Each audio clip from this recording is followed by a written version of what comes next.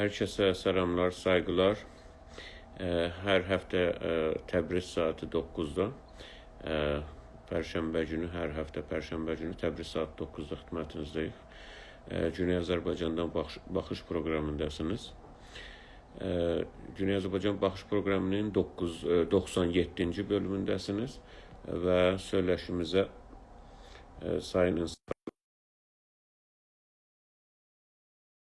gözləyirəm. İnsaf Ali bəyi, mən qəbul elədim.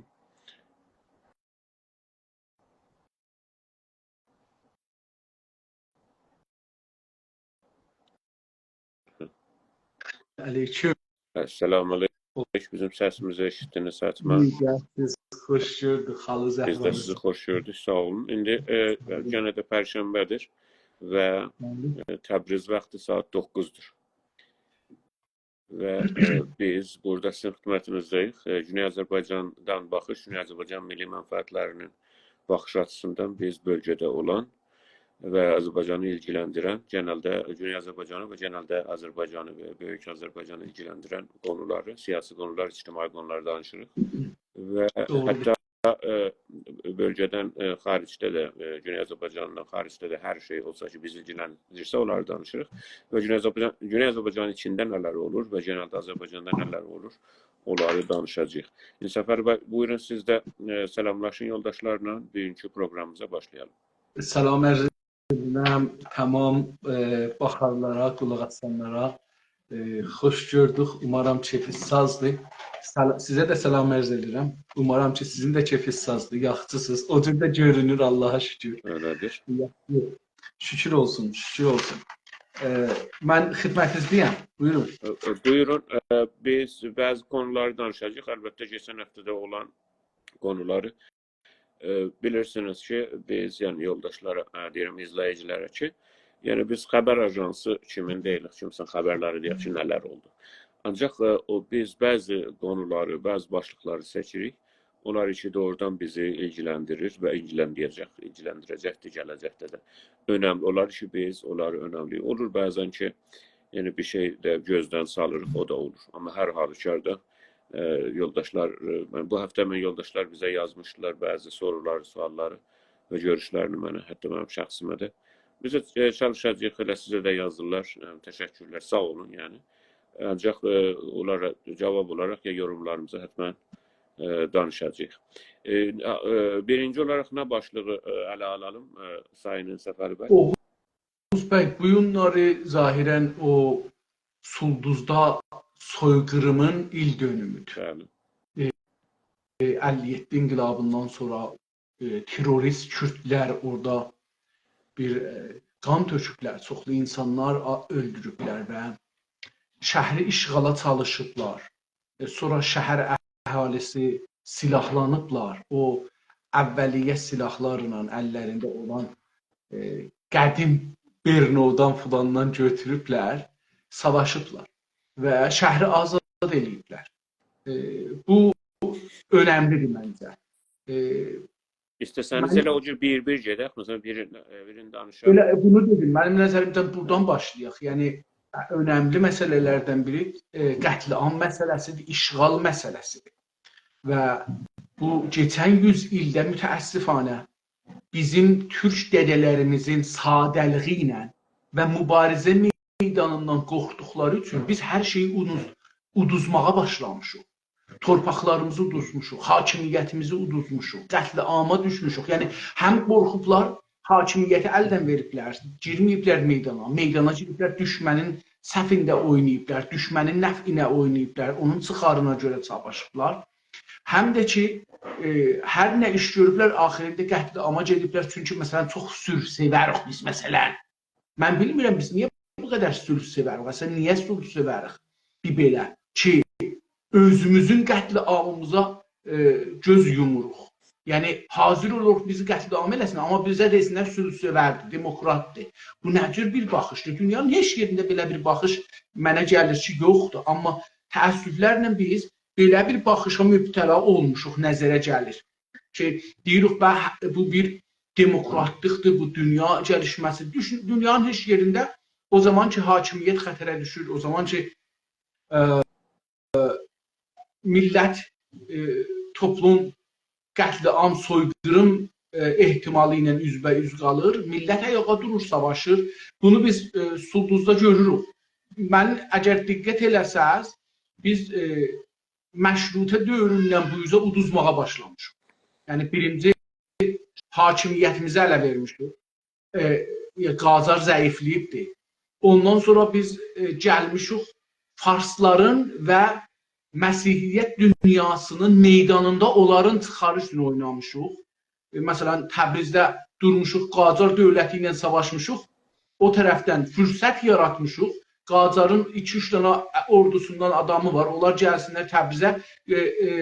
Bəxtiyarilər, Cilanlılar gediblər, bir də Yəprimxanı Ərməni gedibdir, paytaxtı alıbdır.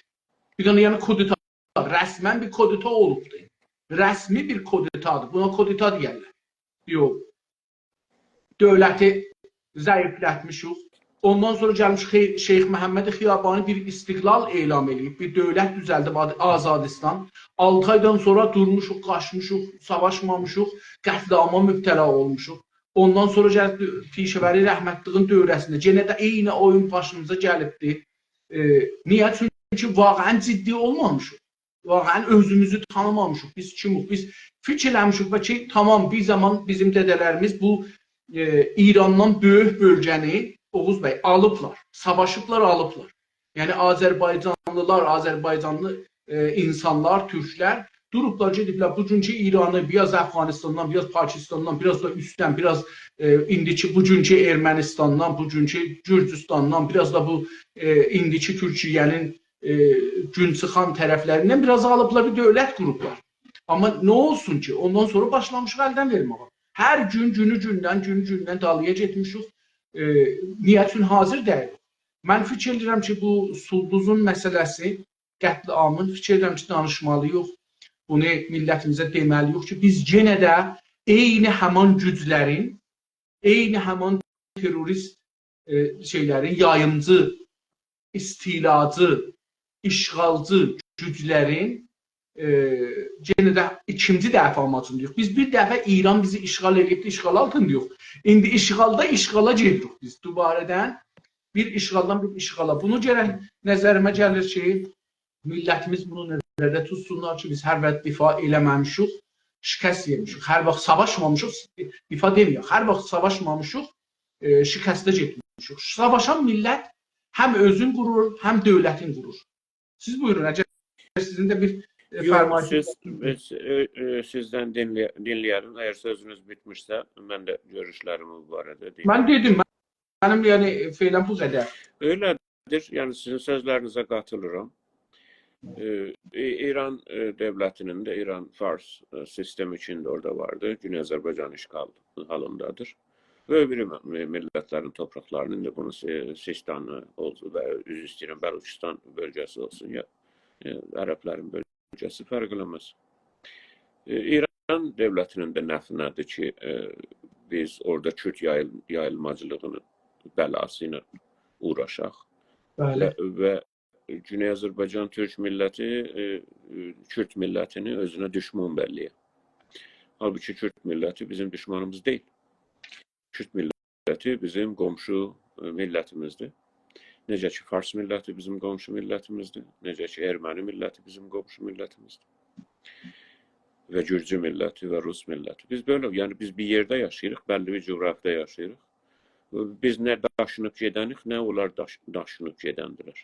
Ancaq məsələ budur ki, bu keçən 100 ilə 150 ildə Kürt yayılmacılığı Fransanın, illa da ki, başda olaraq Fransanın və Rusların bir çox böyük və uzun sürə projesidir. Və bu maalesef Güney Azərbaycan ərazisində olur bu iş. Sulduz hadisəsi, Sulduz qətliamı hadisəsi ki, terörist Demokrat Partiyasının və başqa ona qatılanların üzvlərinin və həvadarların əli ilə Sulduzda oldu. Uşaq, qadın, erkek, yaşlı tanımadan adam öldürmək, qətliam eləmək odur. Yəni, fərq qoymadan ona görə siz qətliam dediniz və qətliam odur. Yəni, o zaman ki fərq qoyulsa ki, hə, bunu öldürməyək, bu qruplar öldürür, ya bu düşüncədə adamları öldürür, ya bu o qətlam deyil. Onun qətlamın özünün şeyi var, tərifi var. Amma o zaman ki siz bir şəhərə girəsiniz və hər kəsə tirəndazlıq eləyəsiniz, hər kəsi vurasınız, hər kəsi öldürəsiniz, onun adı qətlam, yəni fərq qoymadan. O bölgənin adamını siz qətlam eləməyə çalışırsınız. İndi müvəffəq olarsınız, olmazsınız, o başqa məsələ. Rusların Qarajanvarda Bakıya girməyi kimi. Yəni hər yerə tirəndazlıq edir və terrorist qrupların, Kürt qruplarının Ulduz'a girmələri kimi. Biz belə baxırıq məsələyə. Yəni maalesef bu İran işğalçı dövlətinin də mənfəəti nədir? Bu məsələ və bu hissələr ki bizim düşmanımız birinci olaraq Kürtlərdilər və biz yəni Kürtlərlə dava eləmək, Kürtləri düşman belirləmək. Yox, düşman gerçəyi odur ki, onun ordusu bizim xiyabanlarda gəzir. O bizi şey etmir, müdafiə etmir. Çünki işğalçıdır. Özünə bu vəzifəni də bilmir. Hətta işğal bir məmləkət bir yer işğal eləyəndə onun özünün quralları vardır. Bunları biz yazmışıq. Biz də yəni biz quralları anlatmışıq millətimizə. Biz icad eləməmişik quralların, hətta Birləşmiş Millətlərdə quralları var. Onların şeylər, əhdnamələr var, qərarnamələr var ki, siz bir yer işğal eləyəndə hər nədənlə orada yaşayan millətlərə nə vəzifəniz var? Oranın suyunu, onun sağlığını, yeməyini, bunlar hər şeyi siz fərahm etməlisiniz. Olmaz ki, yalnız işğal edəcəksiniz və heç görməyəsiniz. Güney Azərbaycan bunların heç bir Güney Azərbaycan ki 100 ildir ki işğal altındadır İran dövlətinin. İran ordusu oradadır və heç birinə də, nə suyuna da, toprağına da, heç bir şeyini bilirsiniz ki, şey etməmiş, baş verməmiş. Biz də onu xarabələşdirmiş, hər şeyini xarab etmiş və bizi hər zaman bilirsiniz, yəni Təbriz birinci şəhər ikən, indi Təbriz neçənci şəhər və Güney Azərbaycan, yəni o yıxıntı ki Güney Azərbaycanda var, o İran dövlətinin tərəfindəndir. Və o tərəfdən bölgədə biz başqa bir yerdəki danışırdıq. Siz mənə görə arımsarsınız ki, mən buna işarə elədim. Bölgədə Ağdənizdən, Lübnandan, Suriyadan tutup ta Urmiyə qədər bir Kürdistan şırığı düzəltmək, Kürdistan güya malı xuliyasına girmək, bu təbii ki şeydir, Fransanın başda olaraq, yəni kolonyal, istimari və onlara öyle deyilir, yəni siyasət dilində, kolonyal və postkolonyal, istimari və istimardan sonraki siyasətləri. Birinci olaraq Fransa və Rusiya bunları Güney Azərbaycanın başına gətirir. Yəni ayrı yerde olmur da. Bu ayrı yerde mesela hatta bilirsiniz Irak'ta Kürtlerin meselesi olanda o zaman Saddam'ın falan. Yani burası Kürdistan deyilen yer əslan Azərbaycanla əlaqəsi yoxdur. Azərbaycana qonşuluq bir coğrafi bir şeydir. Ama Azərbaycanın başına bu gətirirlər. Yani bu hər kəsin mənfəətinədir bölgədə. Çünki Azərbaycan uzun sürə İnsaf Əli bəy o bölgədə hər millət, hər yeri siz hesaplayasınız. Gürcüstan'a da biraz önce saydım komşu memleketleri. Gürcüstan'a da hesaplasanız, hatta Osmanlı'yı da hesaplasanız, hatta her yeri hesaplasanız Azerbaycan orada uzun süre böyük bölgeye hakim olmuş, böyük bölgeni idare etmiş ve problemler olmuş orada. Ona göre Azerbaycan ona göre en çok, tabii ki Osmanlı'yı gördüm necə parçaladılar. Azerbaycan ona göre çok uzun süre parçalamışlar. Siz bakın görün Arazın kuzeyinde Azərbaycan nə qədər parçalanmış. Gürcüstanda nə qədər bölümü qalmış, Ermənistanda nə qədər qalmış, Rusiyada nə qədər qalmış. Güneydə də görürsünüz necə parçalanmış və hələ adı da parçalanmış. Azərbaycan sızlaşmış, biz o kələmə çox işlədərik. Üstonlar düzəltilmiş, değişik adlar qoyulmuş. Buna şərqidir, bu qərbisidir, bu sahibəsidir bu. Və o tərəfdən də ağır assimilasyonla təbii millətini, nə fəqət coğrafisini Azərbaycansızlaşdırır, onun millətini də hüviyyətsizləşdirir ki, sən Azərbaycanlı deyilsən, sən Türk deyilsən, sən İranın bir parçasısan. Bu Azərbaycanın başına gəlir bu, Güney Azərbaycanın. Və Kürt yayılmacılığına məruz qalmaq və bu böyle terrorlara, böyle vəhşicəsinə şəhərə girib məsum insanları, yəni savaşçı insanlar yox, normal insanlarla belə rəftar eləmək mənə görə İran işğalçı dövlətinin bir türlü mənfəətinədir. Niyə? Çünki açıqca düşman bəllilikdən deyir, mən sizin düşmanınız deyirəm. Hətta mən sizi qoruya da bilərəm. Yəni bəzən də elə bir jest də verə bilər ki, İran dövləti güya bizi qoruyur. Milli hərəkətin içində, Cümhuriyyət Azərbaycan Milli Hərəkətinin içində biz bir eleştiriyə qalxsaq, bəzi qafillər və ya yəni mən qafil deyirəm, ya cahil də ola bilər və qəsdli deməyərəm. Vardı ki, məsələ indi ya Kürdlərdən ya başqa qruplardan, terrorist qruplar arz edirəm. İran dövlətinin əsgərlərindən vuranda ya öldürəndə ya hər əsgərindən, paslarından, hər bölgədə onlara şəhid deyə xitab edirlər. Ola bilər birisi Təbrizdəndir, ola bilər birisi Xoydandır, fərq eləməz. Yəni öyle bir sentiment var ki, düşmanın o işgalçının yanında görür özünü.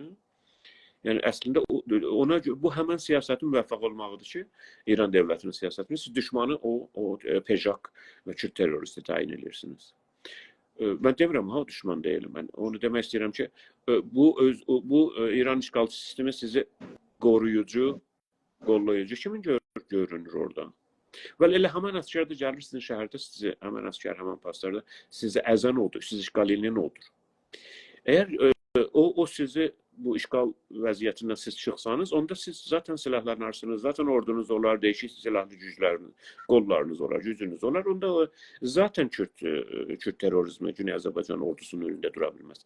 Yəni Kürt terror qrupları indi belə bunun nə bir YPG olsun Suriyədə, ya bilim Demokrat Partiyası, PJK bunlar hangi zaman, hangi tarixdə, hangi savaşda Türk ordusunun önündə durmuşlar, savaşmışlar? Yəni yoxdur da bu. Çünki onlar savaş şeyi deyirlər, savaş malzəməsi deyirlər, terror malzəməsidirlər. Yəni heç bir Kürt ordusu indicə dünyada, yəni tarixdə heç Fars ordusu da yəni Türk ordusuna qarşı hər zaman ya yenilmiş yəni. Yenilmiş və yoxdur yəni Kürt yoxdur öyle bir şey. Ola bilməz təbii ki. Güney Azərbaycanı elə öz başına bıraksan, bu işgaldan qurtulsa. Onda bunların cevabını verir 4 tane ipini qırmış Kürt gələ məsələn Sulduzda qətlam eləyər, ya o təhdidlər eləyirlər Urmiyədə, Təbrizdə belələri. Niyə o təhdidlər eləyə bilirlər? Çünki İran dövləti bizi tutub, o da dövür. Yetirə bildinmi sözü? Məsələn, İran dövləti özünü qoruyucu kimi göstərir. Ben sizin müdafiəinizəm, zaten əskəri pasları sizdən alır da. Sizin kimin danışır, sizə bənzəyir. O tərəfdən Kürt terror qrubu da gəlib məsələ qətlam eləyəndə sizi vuranda, o da mən sizi difa eləyirəm, o da mən də şəhid verirəm. Amma ki deyil. İşgal məsələsi bərtaraf olsa, ona Güney Azərbaycan yetərincə idi də var, savaşçısı da var. Bütün məsələ istiqlaldadır, əziz Nizaf Əli bəy. Necə ki Azərbaycan Cumhuriyyətini gördünüz, istiqlal tapandan sonra ordusu da düzəldi. Ordu da heç bir şey yox idi. Yəni o qədər müstəsəl idi Azərbaycan Cumhuriyyəti ki, işlərə helikopteri yox idi. Ki özəsirini, öz qarda, buzda donmuş qadınını, uşağını getsin Ağdamdan, Kəlbəcərdən gətirsin istəyərək. İşte helikopter yoxdur ki, orada endirsin uşaq. İndi Güney Azərbaycan Cumhuriyyətinin bölgədə ən şey, yəni ileri, en böyle savaşçı grubu var ki özünü de difa edebilir. Lazım olsa da yani bütün Azerbaycan'ı da difa edebilir. Bütün mesele budur. Birini öz başına bıraksın, onun yeteneği belli olar. Bildiniz mi ne diyorum? Yani siz bir yerde birinin el kolunu bağlayın. Deyir ki bu çok yaxşı adamdır. Heç kötü iş yapa bilmir. Çok böyle beter adamdır. Heç pis iş eləmir filan. Şu el kolu bağlı heç görə bilmir. Sizin bu azadlıqdır ki, özgürlüktür ki, bir şəxsə və ya bir millətin o izini verər ki, öz yeteneğini göstərsin. Mustafa Kemal Atatürk'ün en güzel meşhur sözlerinden biridir ki, onun dediğini tekrar edeyim. Deyir, benim karakterim bağımsızlık ve özgürlüktür. Birinci bağımsızlıktır. Demir özgürlük. Önce bağımsızlıktır. Biliyorsun bağımsızlığın olmasa ondan sonra özgürlüğün anlamı yoktur. Yani işgalın altında özgürlüğün anlamı yoktur. Ona göre bazı hatta bilirsiniz bazılar ki aynen İran devleti belələrdi, elələrdi. Təbii ki elədir. Çünki sən işgal altındasın. Sən işgal altında olmasan, orada özgürlüğün bir gün olar, bir gün az olar, bir gün çoxlar, sən öz dövlətinə uğraşarsan, öz dövlətinin özgürlük problemlərinə uğraşarsan. Ona görə biz Sulduz hadisəsinin, Sulduz qətlamının ki, Kürt terror qrupları tərəfindən o zaman oldu və böyük bir travma idi hər kəsə. Təbii ki, O zaman çox biz ilgiləndik bu məsələ ilə. Hətta ki, sonra bu məsələni danışacağıq bir zamanı gələndə.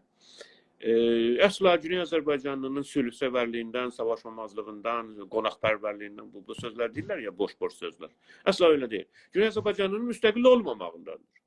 Müstəqil olsa, onda bəlli olar ki, Güney Azərbaycanlı nədir? Necə ki, Azərbaycan, necə ki, hər məmləkət elədir. Öncə gərək müstəqil olar, görəsən ki, bunun yeteneği nədir? Biz böyle baxırıq. İşgal altında birisi beyni, bədəni zindandadır. Beyni və bədən işgal olmuşdur. Ondan onu çox təhlil eləmək, onu çox dövmək, onu çox əzməyin anlamı yoxdur ki. Öncə onun istiqlalına savaşacağıq. O istiqlaldan sonra öz məclisimizdə, öz universitetlərimizdə, akademiyada təbii biz hərdən Güney Azərbaycan Türk millətinin və genəldə Azərbaycan millətini tənqid eləyəcək ki, bunlar böylədilər. Hər millət bunu eləməlidir. Özünü eləşdirməsə təbii iləri gedə bilməz. Amma hali hazırda tənha yol Güney Azərbaycanın istiqlalıdır və bütün bəlalar ki, başımıza gəlir geçən 100 ili, bütün bəlalar bizim öz müqəddəratımızı özümüzün təyin eləməmədiyimizdəndir. Buyurun sizdə. Teşekkür ederim. Ben bu qətliam məsələsində mən biraz fərqli düşünürəm. Bunu özümdən bir tərif vermişəm. Bilirsiniz, bu toplumsal elmlərdə tərifləri hər millət özünə görə yaratmalıdır və değişilir də. Yəni Sazman-ı Milləli qanunları daimən değişilir. Məsələn, bir zaman hüquq bəşər yox idi, hüquq bəşər oldu. Bir zaman hüquq milləl və əqvam, dövlətsiz millətlər filan bəhman onlar gəldi. Gələcəkdir. Yəni bu insanlar yaratırlar. Yaradandan sonra da gedir o yavaş-yavaş şey olur, yerləşir dünyanın şeylərinə.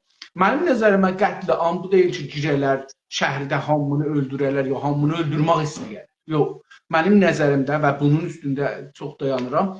Qətliam bundan ibarətdir. Bir iş görələr, bir nəfəri, iki nəfəri belə öldürməklə fəci şəkildə ya insanları qorxuya salırlar. İnsanlar ya qaçalar, ya kamilən təslim olarlar. İradələrin əldən verələr, o güc ki, istir qətliam yaratsın, onun iradəsini qəbul edirlər. Onun iradəsi oturur bu millətin özünün iradəsinin yerinə.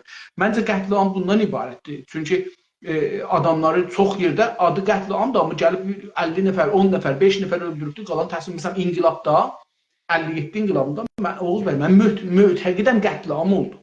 Yəni, birdən ki, gedirsiniz şəhərdə görürsünüz, hər qəfəxananın qabağında, şüşəsində yazıblar, bəhsi siyasi məmnu, hər yerdə ki, bir toplum ola bilər, bunu görsək, qətliam olubdur. Tamam, məsələn, burada mümkündür ki, 2 nəfər, 5 nəfər, 50 nəfər ölübdür, amma o yerdə ki, millət elə düşübdür ki, bir dənə o uzaqda, kətdə, dağın kəlləsində qorxurdu siyasi bəhs eləsin. Ya, siyasi bəhs yox ha, əslən, məsələn, dövlət, indi də var, biz o bəhsin şeyində yox, Oğuz bəy. Məsələn, indi Mücahid adı gələndə hamı onu bir ayrı cür baxır. Hamı İran dövləti gözü ilə baxır. Hamı ona İran dövləti gözü ilə baxır. Mən mücahidçi deyirəm, mücahidçi tərəfdarı da olmamışam ömrümdə. Amma hamı mücahidlərə nə gözlə baxır? İran gözü ilə. İran dövlətindən oradan alıbdı. Əslən o beyin yaradıbdır. Mən istəyirəm bunu deyəm ki, o qətliamın bir şeyidir. Hər kəs durub dövlətin qarşısında silah götürsə, ona bir marka vura bilir, qətliam edir. Elə qətliam eləyibdir, məsələn, mücahidləri ya o düşüncələri, hətta o birisiləri də, məsələn, şəriət müdarinin adını indi də var Təbrizdə tutamırlar. Yəni, fikirləsin, məsələn, qətliam deyil. Ayətullah şəriət mədarinin... Mən dəyişik tərif edirəm. Məsələn, Ayətullah şəriət mədarinin indi də var, adı tutulmur. Mən o zindandan çıxanda bir gün bir nəfər mənə zəng elədi, dedi, mən səni istəyirəm görəm. Durdum, getdim, adres verdi, getdim ora, Oğuz bəy, calibdir, gördüm ki, bunlar Ayətullah şəriət mədarının tələbələridirlər və bazarlıdırlar. Həm bazarlarda işləyirlər, həm də tələb. Amma İran dövləti bunları xəl libas eləyib, yəni paltarlarını çıxadıbdır. Bunlar cəsarət eləmirlər Ayətullah şəriət mədarının adını gətirirlər. Mən orada çağırdılar, bir saat yarımdan sonra gördüm, işarə edirlər ki, Ayətullah şəriət mədarının işarə edirlər, deyəmirlər. Elə ki, mən adını dedim, adamlar rahatlaşdı. Yəni, adamlar gördülər ki, mən bunun adını çəkdim. Yəni, bu qədər qorxu, bir də millətin canına elə bir qorxu salasan ki, o millət, o siyasi yolun, ya düşüncəsin, ya hər nəyi ki vardı, onu unuta, və sizə təslim olub qətliamdır. Məncə bu qətliamdır. Yəni bu qətliamı belə tərif etməliyik. Məncə beləsi olacaq. Amma o zamandan məsələn Sulduz mənə bir şey dərs verir Oğuz bəy. Biz Sulduzda dayanmasaydıq işğal olardıq və qətliam da olardıq. Yəni hətta çox adam ölərdi. Mənzurum indi burada qətliamdan adamların çoxunun ölməyindən danışıram. Necə ki məsələn Pişəvəridə dayanmadıq, dayansaydı bəlkə az adam ölərdi, amma getdik 25-30 min nəfər orada adam öldü. 100 minə yaxın adam təbid ilə qaçqına getdi. Bu az bir ədəd deyildi. Amma ondan bu yüzden Oğuz bəy, Rıza Şahdan bu günə Azərbaycan hər gün, hər il kiçikləşibdir. Hər il bölünübdür. İşğal olubdur. Yəni işğal içində işğal olub. Gəliblər siz buyuran kimi Azərbaycansızlaşıblar. Ərakı Ustani mərkəzidir. Azərbaycandan ayırıblar. Ərak türkdür. Kamilən türkdür Oğuz bəy. İçində 7 bundan qabaqdan 3% fars var idi. 3%. Həmədanda lorların sayı 3-4% idi. Həmədanda türk idi. Zəncan, Qəzvin. Bunlar əslən indi hər kəsə desən deyər ki, məncə Qəzvində türkdür. Məsələn Əraşda türkdür. Məsələn Tehran türkdür. Tehran ki türk dövləti yaradıb desən, yaradanı belə türk dövləti. Orada Tehran adında bir şəhər yoxdur. Onu türk dövləti, türk milləti yaradıbdı. Onun birdən biz çıxmışıq farslılara. Kərəc habelə. Ustanı indi adına deyirlər Əlborz. Ustanı Tehran, Ustanı Əlborz. Bu bizim Azərbaycan ondan sonra biraz ayrıblar, veriblər. Cilan adında bir iyalət düzəldiblər. Cilan adında iyalət yoxdur keçən şeydə. Məsələn, Qacar dövlətində Cilan adında bir iyalət yoxdur. 5 dənə iyalət var, məmləkət var, üzrsən. 5 dənə məmləkət var, biri bir şeydir. Azərbaycandır, ən böyüyü. Ən böyüyü Azərbaycandır. Və bugünkü ki, indi Kürdləri burada yerləşdiriblər, daha çoxaldıblar, yazda doğublar, törüyüblər, çoxalıblar. Bunların Qacar dövrəsində şey yoxdur. Kürdistan adında bir yer yoxdur. Bu Kürdistanı sonra soxublar bura. Yəni demirəm ki, Kürdləri soxublar. Kürdistan adında yer yoxdur bu bölgədə, Qacar dövrəsində. Ondan sonra Şimal adında, Cilan adında bir iyalət yoxdur. Bunlar Türk iyalətidir, Türk torpaqlarıdır. Amma biz bu günləri görürük ki, bunlar niyə biz üçün dayanmamışıq Oğuz bəy? Biz o Ərdəbilin məsələn adın üstündən götürəndə, bura Azərbaycan adını Ərdəbilin üstündən götürəndə, Zəncanın üstündən götürəndə, Qəzvinin üstündən götürəndə, Həmədanın, Ərakın, gələk biz orada dədələrimiz qalxıydilər, qiyam eləyirlər. Dədələrimiz məsələsi deyil, bu nəslidə olubdu bu. Yox, bizim nəslidə olmayıbdı. Bunların Ərdəbilin ustan olması. Ərdəbil bizim nəslidə olubdu. Ərdəbil mənim öz nəslimdə olubdu, məndə olubdu. Amma orada məsələn Zəncanı mənim yadıma gəlmir. Qəzvin mənim yadıma gəlmir. Ərak mənim yadıma gəlmir. O şuur, milli şuur işğal altında gəlişməz. Və o milli şuuru olanları da üstdən onları həras elərlər, götürərlər. Sən bunları buyurun. Yox, buyurun. O milli şuuru olanları üstdən həras elərlər, götürərlər o millətin. Və o aşağıda çox aşağı səviyyədə olur. Və şəriət mədarinin Güney Azərbaycanda öyle yəni mühim olması, hətta Şah zamanı ki, çox önəmli bir şəxsidir. Elə o özü işğalın ücubatındandır. Çünki siz getirirsiniz bir qeyri-milli, çox böyle cahil birisini ki, ən ömrünün nəticəsi bir dənə kitabda təhrət üzərədir. Onu Güney Azərbaycanda ən önəmli birisi tanıyasınız. Onun müştehid ali qədri ilə əzəm-i ələm ola ki, cəhalətin ən böyle lap dərin yerindədir onun ələmliyi. Yəni cəhl üzünə elm yapmış, cəhalət üzrünə və xürafə üzrünə, insana qarşı, qadına qarşı, uşağa qarşı. Bunun bütün kitabı, bütün ömrünün nəticəsi bir kitabdadır. Onun da adı Risaləsidir. Böyle adamı Güney Azərbaycanda önəmli olması, o hemen 57 il milli milli gəlişməyə, ictimai gəlişməyə tormuzdur ki, vurulub işğal altında Məhəmməd Rza Şahın və Rza Pəhləvinin zamanında.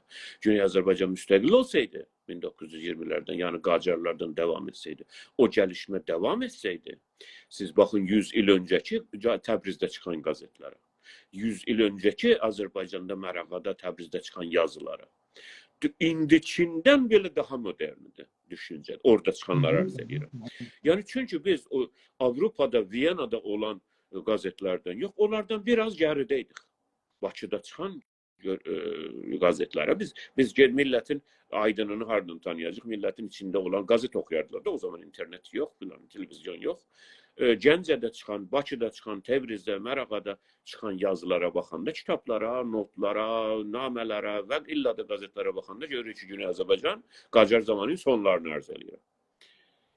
Çox belə, yəni açıqca Avropalılaşma yolunda gedir. Zaten öyle de bir kitap var, Avropalılaşalım. Və biz bunları yazılardan bilirik. Və mən ad gətirsəm şairlərdən, yazarlardan, siz mənə görə bunları bilirsiniz. Ancaq Məhəmməd Rza Pəhləvi gəlir, nə inir? İşğal edir, Güney Azərbaycanı başlayır işğal, rəsmən nizam işğala və başlayır qətlama. Nə qətlam? Sizin dediyiniz tərifə bu uyur. O da budur ki, millətin elitini gətirir. Ya öldürür, ya öz xidmətinə gətirir. Ona görə biz də Rza Şahın ətrafına baxanda görürük ki, Azərbaycan elitidir əslində.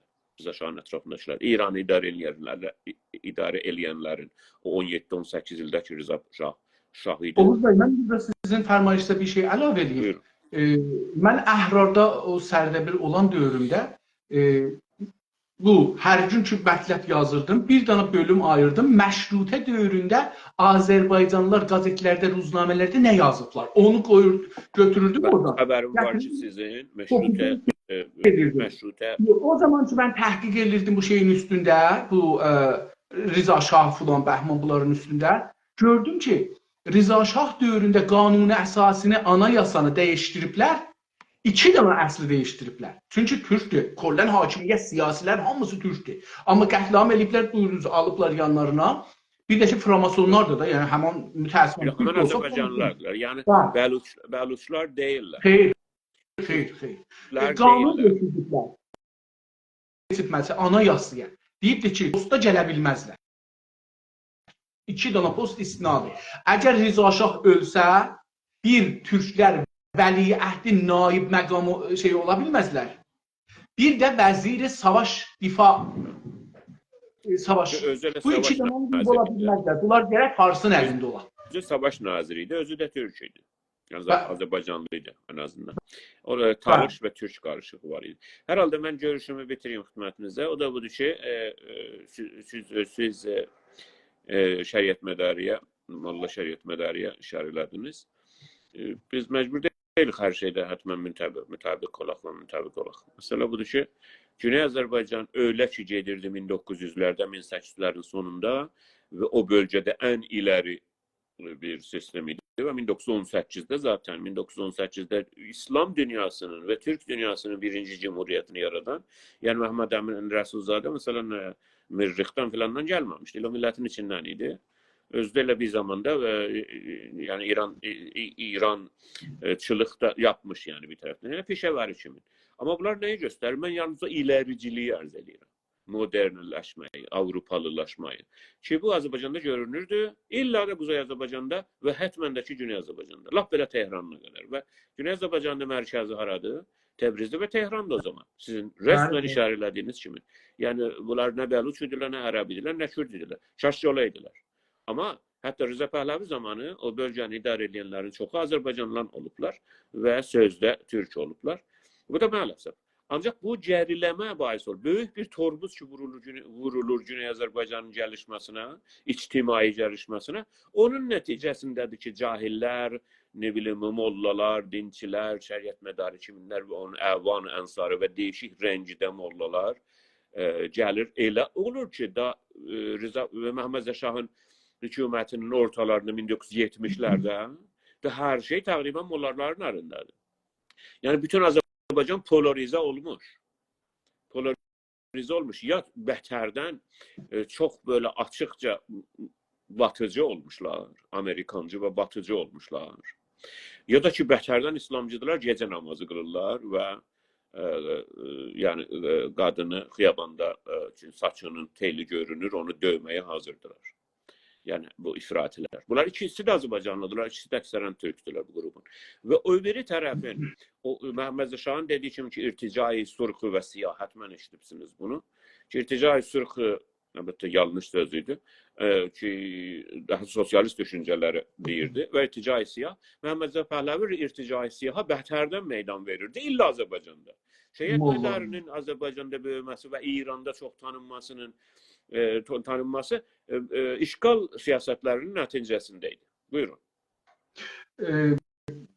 Oğuz bəy, mən elə indi siz danışa-danışa bir Google elədim ki, görüm Şeyx Məhəmməd Xiyabani dəqiqən hansı il hökumətə qurubdur. O da 1920-də elə hökumət qurubdur. Bəli, 1920-də o da hökumət qurub, Cumhuri Azadistan. Burada yazıblar, mən indi yazıya baxıram. Mən heç diqqət eləməmişdim ki, o Cumhuridir, Cumhuri deyil, amma bu da görsədir, gözəl fikir var. Cumhuriyyətidir, yazılarda, qəzetlərdə elə gəlibdir. Bəli, Azadistan Cumhuriyyəti, yəni baxın Cumhuriyyəti, hələ Qacar yıxılmayıbdı.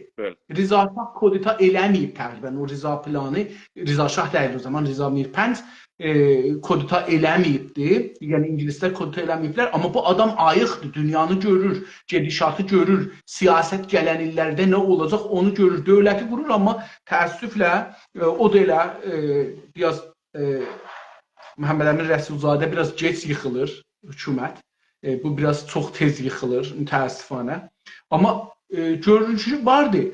Bu da ki, baxın, ayrıla şəriət mədarı biz təbii ki, ondan difa eləmirik. Amma bizim millətimizdən, bizim millətimizdəndir. Yəni, biz deyə bilmərik ki, şəriət mədarı türklərdir. Ya bu türklər üçün çalışmağa çalışır. Nə olar məsələn? Bir şey olmaz. Nə yararı dokunmuş? Bizim məsələn Türk millətinin motadı da var, mollası da var, zindana gedəni də var, siyasisi də var, qeyri-siyasisi də var, İrancı, amma bunlar hamısı türkdürlər.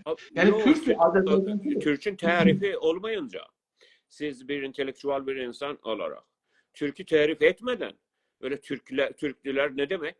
Çünki Türkün tərifi var. Türkün tərifi budur ki, bizə görə. Siz də deyə bilərsiniz ki, biraz öncə demədinizmi qətl-amın tərifini? Qətl-amın tərifi bəllidir. Çünki qətl-amın tərifi üzərə məhkəməyə götürülür dünyada. Yəni international korta götürülür məhkəməyə, beynəlmiləli məhkəməyə. O bəlli şeyi var ki, necə olur ki, oraya dönməyəlim. Çünki hər şeyin bir siyasət alanında tərifi var, o tərifdə yazılıbdır. Özə biz yazmamışıq, çünki qalib məmləkətlər yazıblar. Biz onlara uymalıyıq. Biz onlara uymuruq. Uysaq şələ indi dövlət biz istəmir. Uymalıyıq, çünki o gücümüz yoxdur dəyişdirməyə. O, həm qalib məmləkətlər qətli cinayətləri eləyiblər, həm də qalib məmləkətlər məhkəmələri yaradıblar. Biz harada otururuq? Gerçəklikdən uzaq olmaq. Gerçək budur ki, biz dünyanın Güney Azərbaycan milləti, Güney Azərbaycanda yaşayan millət, ki, çoxunluqda türkdür, dünyanın ən məxluq, ən geridə qalmış milləti. Ona görə biz dünyada həddi, süğur tayin edə bilmərik. Biz öncə öz istiqlalımıza etməliyik ki, Təbrizdə Azərbaycan bayrağını vurmaq. Mən çox sevirəm ki, siz türkü tərif eləyəsiniz. Sizin baxışınızdan çox rahatdır. Biz bunu dəfələrcə demişik. Biz hətta yəni çox demişik. Türkün tərifi çox rahatdır. Birinci, o şəxsin və ya o şəxsin açıqca deməyidir ki, hər yerdə, yəni gizlincə otaqda, o bəzi bizim 30 il bundan öncəki, 40 il bundan öncəki savaşlarımızda bəzi şəxslərlə və qruplarla deyər ki, biz də türkük, amma burada ürəyimizin içində burada saxlayırıq filan. Bunu mənə deyənlər olub. Yoxdur, bizimki eşikdədir. Açıqca demək lazımdır ki, mən türkəm. Bir kəlmə ki, biri dedi, mən türkəm. O, Mustafa Kemal'ın ən gözəl, dünyada ən məşhur sözü ki, indi Təbrizi və Azərbaycanı titrədir. Nə mutlu türküm deyənə. Bunu hətmən ki, dəfələrcə yeri göyü titrədir o. Birinci bu ki, türküm deyənə. O adam ki, dur ki, mən türkəm. Bu, o adam ki, dedi, mən türkəm, ondan bir türk kimi davranacaq. Onu biz bir türk tanıyırıq. İkinci qoşulu, çünki ikincidir. O da budur ki, bunun geçmişində, bir süre geçmişində onun davranışı, onun yaşam tərzi, onun adı, onun yaşam tərzi, onun yeməyi, içməyi, davranışı, yoldaş, oyu bunu göstərər ki, Türk millətinə bir türlü yardımı da okunub bunu. Ya bütün ömrünü verirse gələ məsələn Rus millətinə yardım edər və ya məsələn başqa millətə. Ondan sonra bir günlər salam aleyküm, mən gəldim, mən Türkəm. Onda deyirlər, tamam, sən hələ otur bir başmaqların üstündə. Ta gəlib yetişəsən mənbərin yanına. Neçə ildən sonra. Sən də gərək bir şeyin... Ya biz o qədər saf, sadə və axmaq olmamalıyıq ki, biri durub deyəndə mən Türkəm, salam aleyküm. Bizim xanəyə gedir ya birinin evində deyir ki, hə olsun, türkü söhbət kon. Ondan sonra o şeylərə biz o qədər axmaq deyilik ki, inanaq. Yox. Sən birinci, iki şərti var. Birincisi də ən önəmlisi və 100.000 dəfə önəmlisi budur ki, mən Türkəm. Hər yer, açıqca və Türkəm. Lazım da iftixar eləyəsən filan. Çünki Türklüyün iftixarı da yoxdur. Türklüyün bir baş aşağılığı da yoxdur. Türklük Türklükdür. Heç bir şey. Rusluğun iftixarı yoxdur, baş aşağılığı da yoxdur. Sən Türksən, sən Türksən, özünü tərif elədin. Bitti. Yəni orada qalır. Ki, Türk millətinin geçmiş neçə 5000 ildə elədiyi kötü işlər də sənə yazılmaz, yaxşı işlər də sənə yazılmaz. Ona görə heç iftixarın filanı yoxdur. Əsla iftixarı filanı da yoxdur. Yəni Türksən, amma sən Türksən. İstəsən, yəni onu desən. Desən ki, yox, mən Türk deyiləm, mən Ərəbəm. Çox gözəlsən, Ərəbsən. Və bu sənin DNA-dən, qanundan, üzündən falan əsla deyil. Sənin öz deyişindəndir bizə görə. Sən o saniyə ki, deyirsən, mən Türkəm, ve Türk kimin səndən davranılmalıdır. Hətta uyruğun, nə bilim, etnik qrubun başqa yerdən də gəlmiş. Biz çoxlu yoldaşlarımız var ki, başqa etnik qrubundandılar, açıqca deyirlər, mən Türkəm və bekliyor, Türkdür. İkinci şərt, o birinci qədər çox da, ya birinci çox önəmlidir. O da budur ki, sizin davranışınız, və bunu təkrar edirəm qaliba özümü, davranışınız, yaşam tərziniz çox önəmli. Çünki Türklük yaşam tərzidir. Türklük bir erdemdir. Türklük bir yaşam felsefesidir. Bir erdemdir. Bir ilgardır. O da Türklere yararı olmuş olsun. Olmaz ki siz qətli cinayət eləyəsiniz, əxlaqsız işlər edəsiniz. Olmaz. Yəni, Türklüyə bir mənfəət yoxdur. Türklüyün bir erdemi var. Erdem yəni əxlaq. Erdem yəni moralite. Və o da göstərər. Sizin rəftarınız, davranışınız bir qısa, bir sürə, nə bilim 5 il, 10 il, yəni bir sürə göstərməlisiniz. Siz Türk millətinə mənfəətiniz olubdur. Yoxsa elə Rıza Pəhləvi də Azərbaycanlıdır, Məhəmməd Zəfər Pəhləvi də. Elə bunlar hamısı, elə ən kötüsünü dediyiniz kimi də mötad ki, özünə də zərər vurur, sosietədə zərər vurur, nə bilim, ilaç satır, nə deyirlər, draq satır. O da ən kötü adam. Bizim içimizdə çox kötü adamlar var. Bizim içimizdə çox da yaxşı adamlar var. Bizim içimizdə maalesef işgal altında çox xainpərvərlik olar. Çünki hamı istər ki, özünü yapışdırsın o işgalçıya. Ona ki, məmləkəti xainpərvər olar, yaltaqpərvər olar, manqutpərvər olar. Onlar da var. Ancaq Türk olmağı, əgər istəyirsən onu bir onur sayasan, istəyirsən özünə bir iftixar eləyəsən də orada, onda birinci bu ki, mən Türkəm, ondan sonra da davranışım, həyatım, həyat tərzim, adım, ailəm, ətrafımda mən Türk millətinə bir yardımım olmaz. Ona görə şəriət mədarini biz, çünki oradan gəlib söhbət, əsla bu tərifə varid eləməliyik, çünki ən böyük zərəri Azərbaycana elə bu o vurubdur. Buyurun. İndi o qətliamdan danışdıq. Nədən danışırdıq? Qətliamdan danışdıq və onu bitdik də bizdə qətliamdan danışdıq və bundan danışdıq ki, bir də adamlar vardı ki, xanımların saçından yapışırdılar, sürüyürdülər. Bu günləri Təbrizdə də bunu görürük Oğuz bəy. Yəni mən indi cənabınız bir proqramdan 5 dəqiqə qabaq mənə zəng elədiniz. Mən videoya baxırdım Təbrizdən. Götürmüşdülər. Bir dənə cavan xanımı, bir dənə ayrı bir Təbrizli, ya hər yerli mən bilmirəm, kamera ilə onun filmin götürür ki, onu versin 3.000 dolar, 3 milyon tümən onu cərimə eləsinlər, ya aparsınlar zindana. Adamlar nə qədər, indi bu Təbrizdə bu xanımlarla 2 dənə cərəyan gedir. Buyurun, mən sizdən dinləyim, ondan sonra da mən də görüşümü söylərim. Təbrizdə bir bu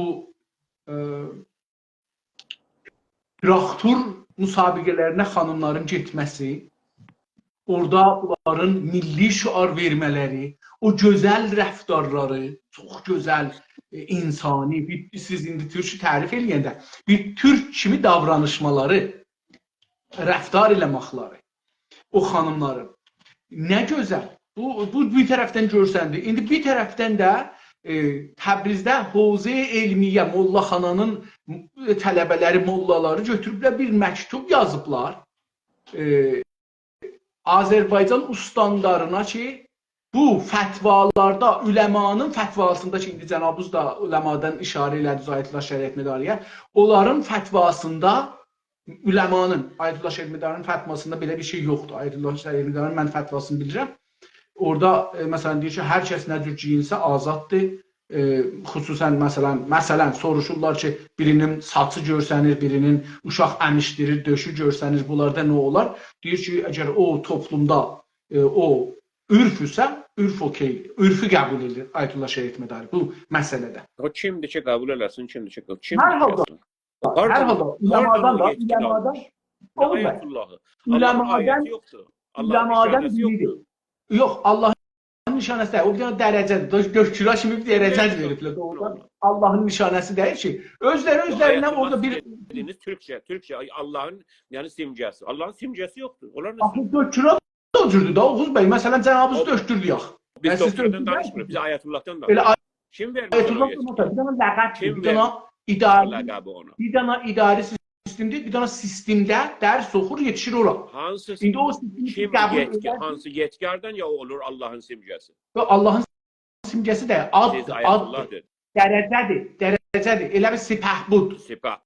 Bu rəsmən sipahın başıdır, ona görə o sipah. Ateşbud, timsar. Bunlar addır. Elə onun da mənası var. Onun da mənası ki, bu adam Tanrının simgəsi. Türk milləti Tanrı simgəsi. Dərəcələri danışır. Bir nəfər gedir mədrəsəyə, Hövzə Elmiyyədə, tələbəlikdən başlayır, olur Siqətül İslam. Ondan sonra olur Hüccətül İslam. Ondan sonra o sayfanın çürüməsi oradan başlayır. İşimiz yox. İşimiz yoxdur. Qəzavətə getmirik. Deyirik ki, belə bir sistem vardır. Orada sən gedirsən, məsələn, falçılığa. Gedirsən orada bir dənə dövrə görürsən, bir dənə mədrək alırsan. Ya sənə bir mədrək verir bir neçə nəfər ki, sən falçı oldun. Saxtakarlıqda da mədrək verirlər də.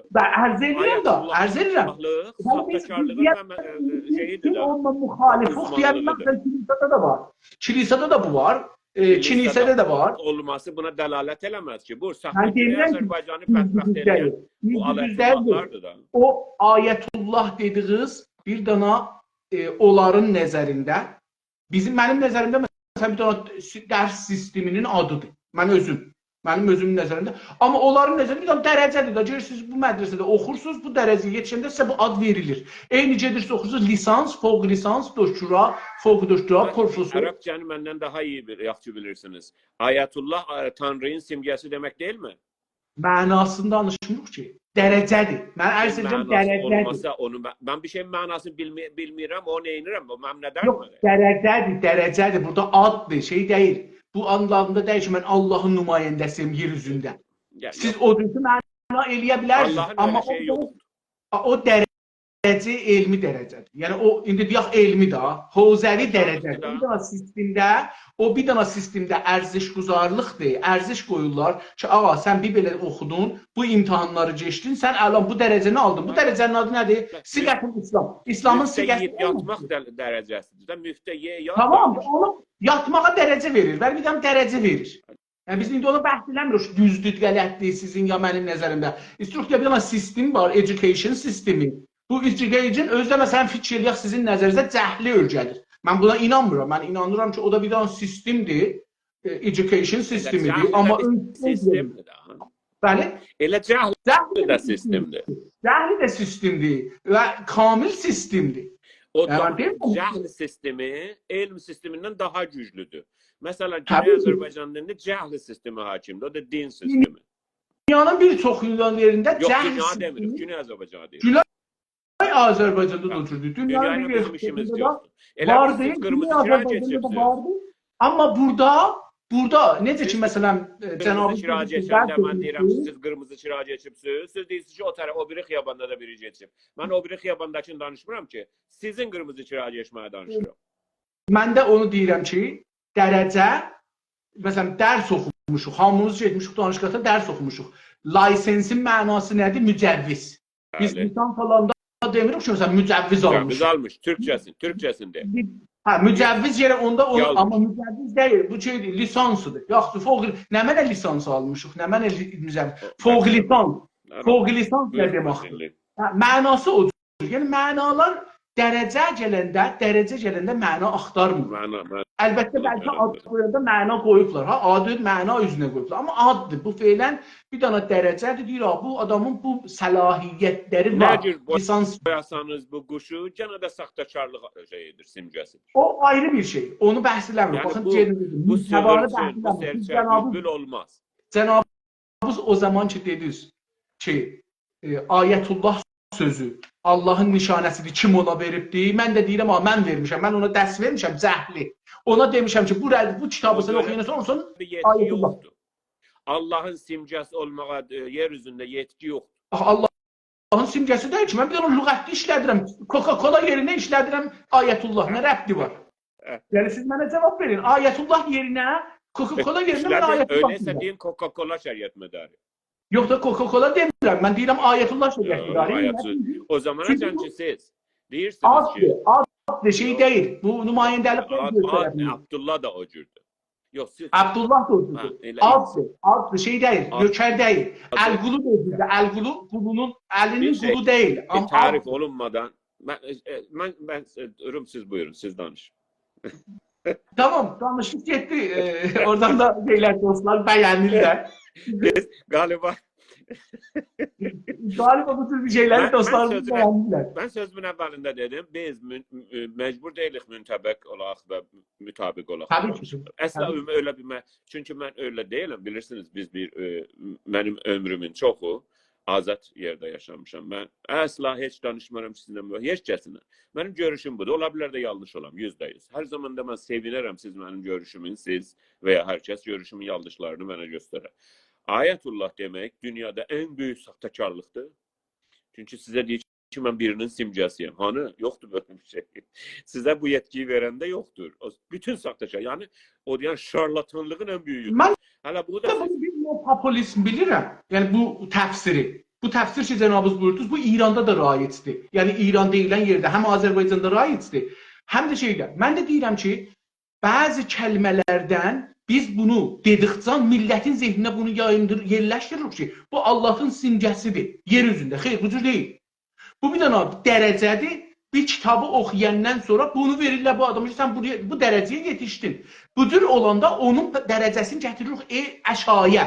Amma sizin təfsirinizdən insanların zehninə getiririk ki, bu özün Allahın nişanəsi bilir. O da onu inanır. Amma biz bunun qarşısında nə cür eləsək, gətirək desək, bu bir dənə dərəcədir. Gedib bir yerdə o dərs oxur. İndi bu dərs nədir? Xurafat oxur sizin nəzərinizdən. O xurafata bir dərəcə verirlər. Deyir, sən bir belə dərəcə oxuyanda olduğun Hüccətül İslam, öz İslam. Girəndə o dərsə adva deyəcəklər tələbə, 3 ildən sonra deyəcəklər Siqətül İslam, 5 ildən sonra deyəcəklər məsələn filan, 10 ildən də sonra deyəcəklər döşdür məsələn Ayətullah. Məsələn, bu bir dərəcə olanda siz bunu dərəcə eləyəndə onun qədasətini sındırırsınız. Qədasətini sındıranda millət onu deyir ki, bu Allahın nümayəndəsidir. Bu dərəcədir veriblər buna. Bu bir dənə gedib bir kitab oxuyubdu, o kitabın sonra gəlib bu dərəcəni alıbdı. Bu Allahın nümayəndəsidir. Heç kəs də buna nümayəndəlik verməyibdi. Biz də onu Allah nümayəndəsi görmərək. Mənim baxışımda belə tərif eləsək insanlara köməklik eləmişik ki, qutarsınlar.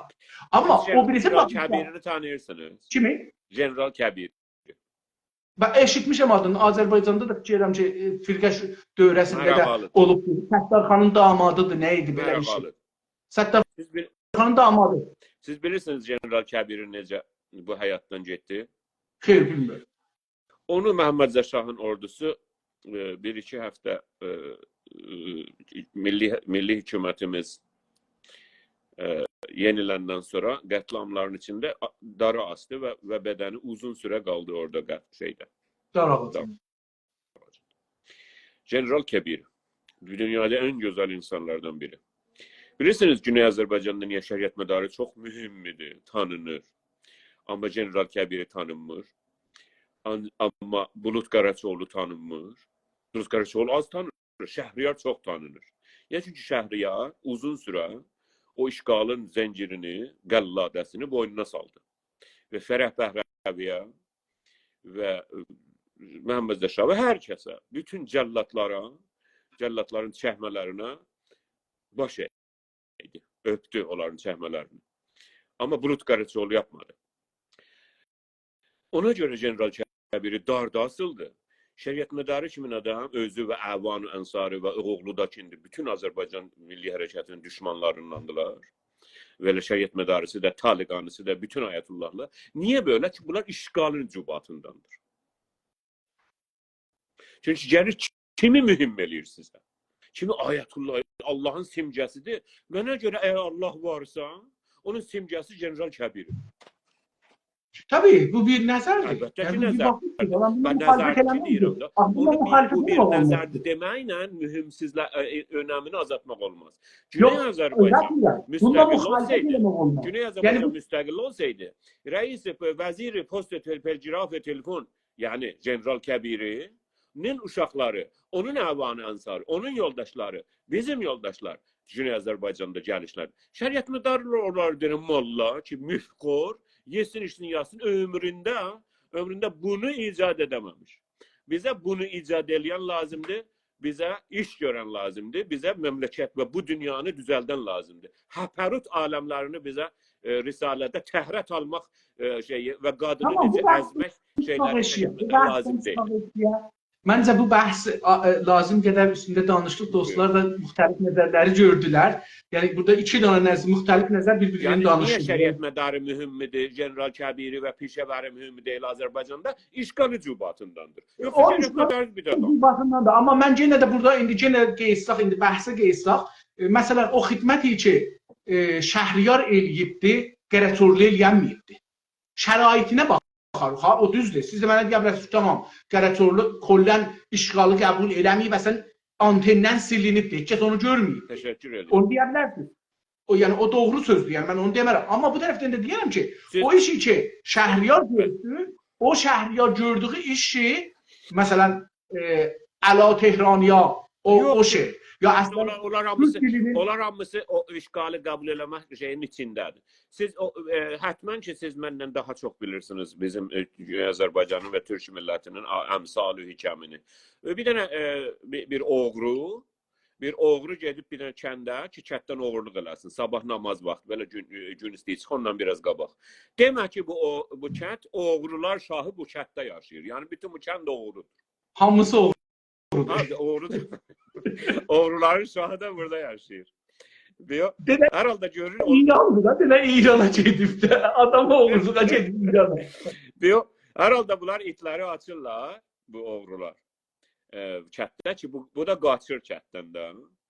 Qaçır kətdən ki, özünü qurtarsın. Görür ki, imkanı yoxdur bu kətdə oğruq eləsin. Çox donmuş, hava donmuş, şaxdaymış, hər yer də donmuş. Və bu əlini atır bu kətdən qaçaraq bu gədikdə. Əlini atır yerdən daş götürə ata, bu itlərə ki, gəlməyə, itlər bunu gəlib qapacıq, sökəcək. Görür ki, daş donub da, yer donub, palçıq yer. Və dizlərin vurur yeriyə, deyir ki, ya Rəbbəl aləmin.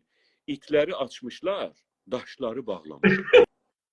Düz. Bağlamaq, yəni donmaq.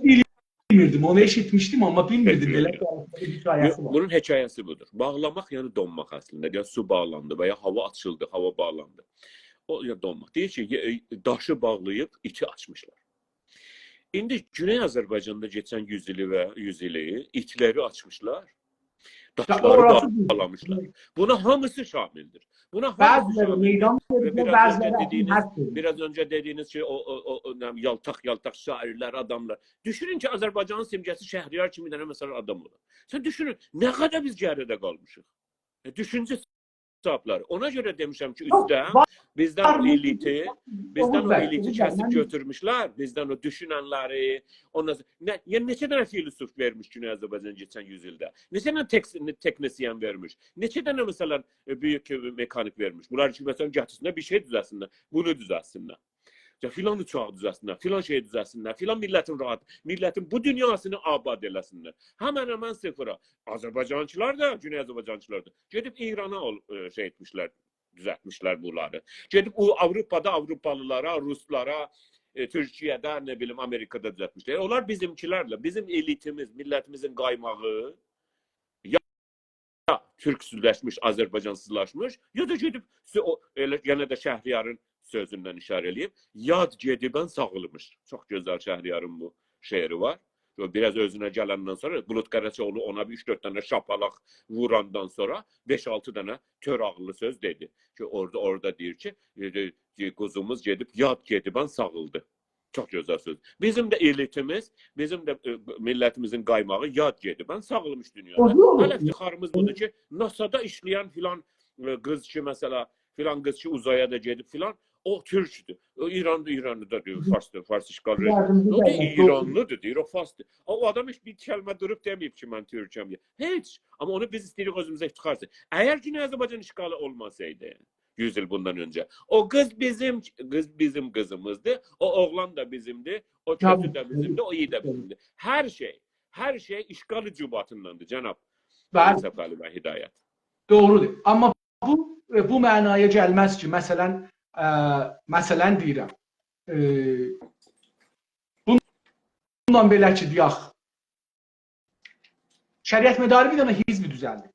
Birinci, bu zamanda, son zamanlarda, birinci partidir ki, laqəl bilirik orada türklər gəliblər. Əgər macal tapsaydı, bəlkə o türk, o şey ola bilərdi, nə deyirlər, bir böyük macal tapa bilsəydi, bir böyük opozisyon olardı və ya istiqlala gedə bilərdi. Çünki hələ düzəlməmişdi. O düzəlsəydi, yavaş-yavaş millət orada Azərbaycancılaşsaydı, türkləşsəydi, biz türk deyildik ki, əslində orada neçə nəfər türk var idi o məqtədə. Siz hər halda orada biraz sininiz yetişir o məqtəyə. Mən bəlkə o məqtəyi o qədər... Məqtəyi dərk eləmişəm həyatımda. Və mən şəxsi həyatımı burada danışmaq istəmirəm ki, bu şəxsinin ki, bunun adını siz Ayətullah filan gedib görüşmüşəm dəfələrcə. Milli məsələlərdə şey etmişəm. Bu hizbi də o düzəltməmişdi. Bu millət, bu Güney Azərbaycan millətidir ki, orada Xumeyninin vilayət fəqihliyinə qarşı, Xumeyninin farsçılığına, İrançılığına qarşı Şəriət Mədarını ələm elədilər. Bu Şəriət Mədarının dahasından deyildi. Bu Türk millətinin dahasından idi. Və nə gözəl... O da yanlış idi. O da yanlış oldu. O da görüldü ki, sonra yanlış idi. Bir məqtədə bir dənə irticai fikrin qabağına bir ayrı irticai fikrin qabağına bir ayrı bir şey qoydu. Biraz daha az irticai. Az irticai deyil, fərqli də əslində. Vilayət fəqi ilə müxtəlif eləmək özü bir vilayət fəqi ilə o məqtədə ki, İranda sağlar, sollar, hamısı vilayət fəqihini qəbul edib mütləq özüdə, birdən məsələn Azərbaycanda bir dənə təşkilat qurulur ki, vilayət fəqihi rədd edilir. Bu özü çox, necə deyirlər, belə, əslən yerindən göycə fərqi var, müqayisə eləmək olmaz ki. Onu qəbul edirik. Tamam, odur. Orada mən deyirəm ki, Şəriət Mədarı çox fərqli bir mövcuddur. Çox fərqli mövcud. Çünki belə bir şey... Sizə görə orada yoldaşımıza cavab verin də. Nə deyəcəklər? Şəriət Mədarı millət anlamını bilirdi. Bilir miydi? Mən bilmirəm. Vaqəən bilmirəm. Mənim nəzərimdə bilmirəm. Onu bilirsiniz kimdən sormaq lazım? Oğlundan. Bəli. Bu xain oğlu. Mən təəssüfənə mən bilmirəm. Çünki mən o zaman çox kiçik idim. Mənim 12, 11... Sizin yaş önəmli deyil. Siz yalnız həyatınızda gördüklərinizdən mi məsulsunuz? Yox, siz alim bir insansınız. Oxumamışam, heç oxumamışam, nə deyim? Deyim ki, bilirəm. Yox, mən deyirəm Şəriət Mədarı. Mən istəmirəm ki, insanlara yalanla deyəm, yox, Şəriət Mədarı milləti mənasını bilmirdi. Becətdiyi bir xain var ya bu Şəriət Mədarı, Həsən Şəriət Mədarı. Hətta ona da fərqini baxıram. Məsələn, onun federalizmə görə bir dənə tərhi vardı Oğuz bəy.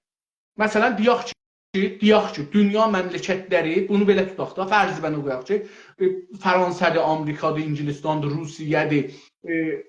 Bunlar istəmədilər Güney Azərbaycan müstəqil olan. Dedilər, yox, İran gərək qalsın. O məqtəə bizim teorimiz nədir? Yəni, biz o məqtəə ki, dünya müxalifət edir, bizim çıxar yolumuz nədir? Tamam, istiqlalçılığın üstündə danışaq, gedək, gələk bulan. Amma qoymadılar biz dövlətimizi quraq. Neynəməliyik? Yəni, dedilər, İran gərək qalaq. Neynəməliyik? Düşəcəyik Həsən Şəriət Mədarının ətəyinə. O cürsü gərək bir nəfər ola heç olmasa bir dənə alternativ qoyaq. Siz düşün Şəriət Mədarının... Bir dənə, yox, Oğuz bəy. Alternativ fikir qoymalıyıq ortaya. Əgər ey olmadı, bi olmadı, cim, dal, nun, onlar... Həyatın alternativi nədir? Siz mənlə tartışasınız. Həyatın alternativi ölümdür. Çox təşəkkür. Bağımsızlığın alternativi yoxdur. Siz bağımsızlığı baxın niye baxın bir dana Ben Oğuz sizden bəy bir soru dana sordum, cevap verdim. Siz de cevap. Çünkü bağımsızlık nefes çekme kimindir? Sizin azadlığınızın, sizin şəxsi İnsaf Əli və Hidayətin azadlığının için azad oturup sizin evinizde. Bunun alternatifi nedir? Azadlığın. ölümdür. Höysüd. Yani ama bunu indi Zindandır diqqət ha. edin. İndi İranda yaşırsınız, İranda. Burada yok, Kanada'da yok. İranda yaşırıq. Yani biz yok, indi oradakı yaşlıq var. İndi bu adam ki Bir sualı sordu. düşünce burada danışır. Mən də düşüncə danışıram. İndi orada İran dövləti izin vermir azadlığa. Ölə də bilmir. Bu adam alternativ axtarır. Həsən Şəriət Altı- Məqdarının ətəyinə Ona düşməni nə- deyirsiniz. Yok, bakın alternativ üretməliyik Oğuz Bey. Oldu. Yani Üretin. Həsən Əgər Şəriət Məqdarı üretip əgər də mənə 100 niyə deyirsiniz? gedəmirsən, əgər 100 gedəmirsən 99, onu da gedəmirsən 98, onu gedəmirsən 90, onu gedəmirsən 80, Həsən onu Şəriət gedəmirsən Məqdarı 70. Yəni üretip məncə də mən niyə üreteyim? O üretip də. məncə yolları siyasətdə bağlamazlar. Oldu. Biz sonraki başlıq nədir? Hə, indi qoyun mən də nəzərimi deyim. Mən Həsən Şəriət Mədarinin federal sistemin əgər istiqlala imkanımız olmaya, dünya dövlətləri qoymaya və İranı deyirlər federal sistemdə saxlayacağıq, məncə Həsən Şəriət Mədarinin federal sistemi bizim nəfimizədir. Həsən Şəriət Mədarinin federal sistemi saxtakarlıqdan sonra, Tamam, şarlatanlıqdan o sonra başqa bir şeydir. O İran ərzsiz hakimiyyətini, mən ərzsizdarlıq eləmirəm. İran hakimiyyətini, Mən İran ərzsizdarlıq eləmirəm. Amma indi gələk ikinci İran bəhs. işğalçılığını sürdürməkdən sonra Təbii, başqa bir şey yox. onu bəhs eləmirik. O doğrudur. Yəni orada o işğal Təşəkkür edirəm, düzdür, əgər doğrudur. Çox sağ istiqlal olun. düzdür. Yəni bunları bəhs eləmədik. Amma dedik ki, bir dənə vaqiiyyət var dünyada Oğuz bəy. Həm realdır, yəni vaqiidir, həm də teorikdir. Kürdistanda gəldilər, Əraq Kürdistanında gəldilər, rəy verdilər istiqlala. Belə bizim Türkiyəmiz getdi, bastı, sındırdı. Oldu. Qoymaram. Bilirsiniz? Oldu. Bunlar Biz istəsəniz dünyada- bunlar başlıq qoyarıq, danışarıq.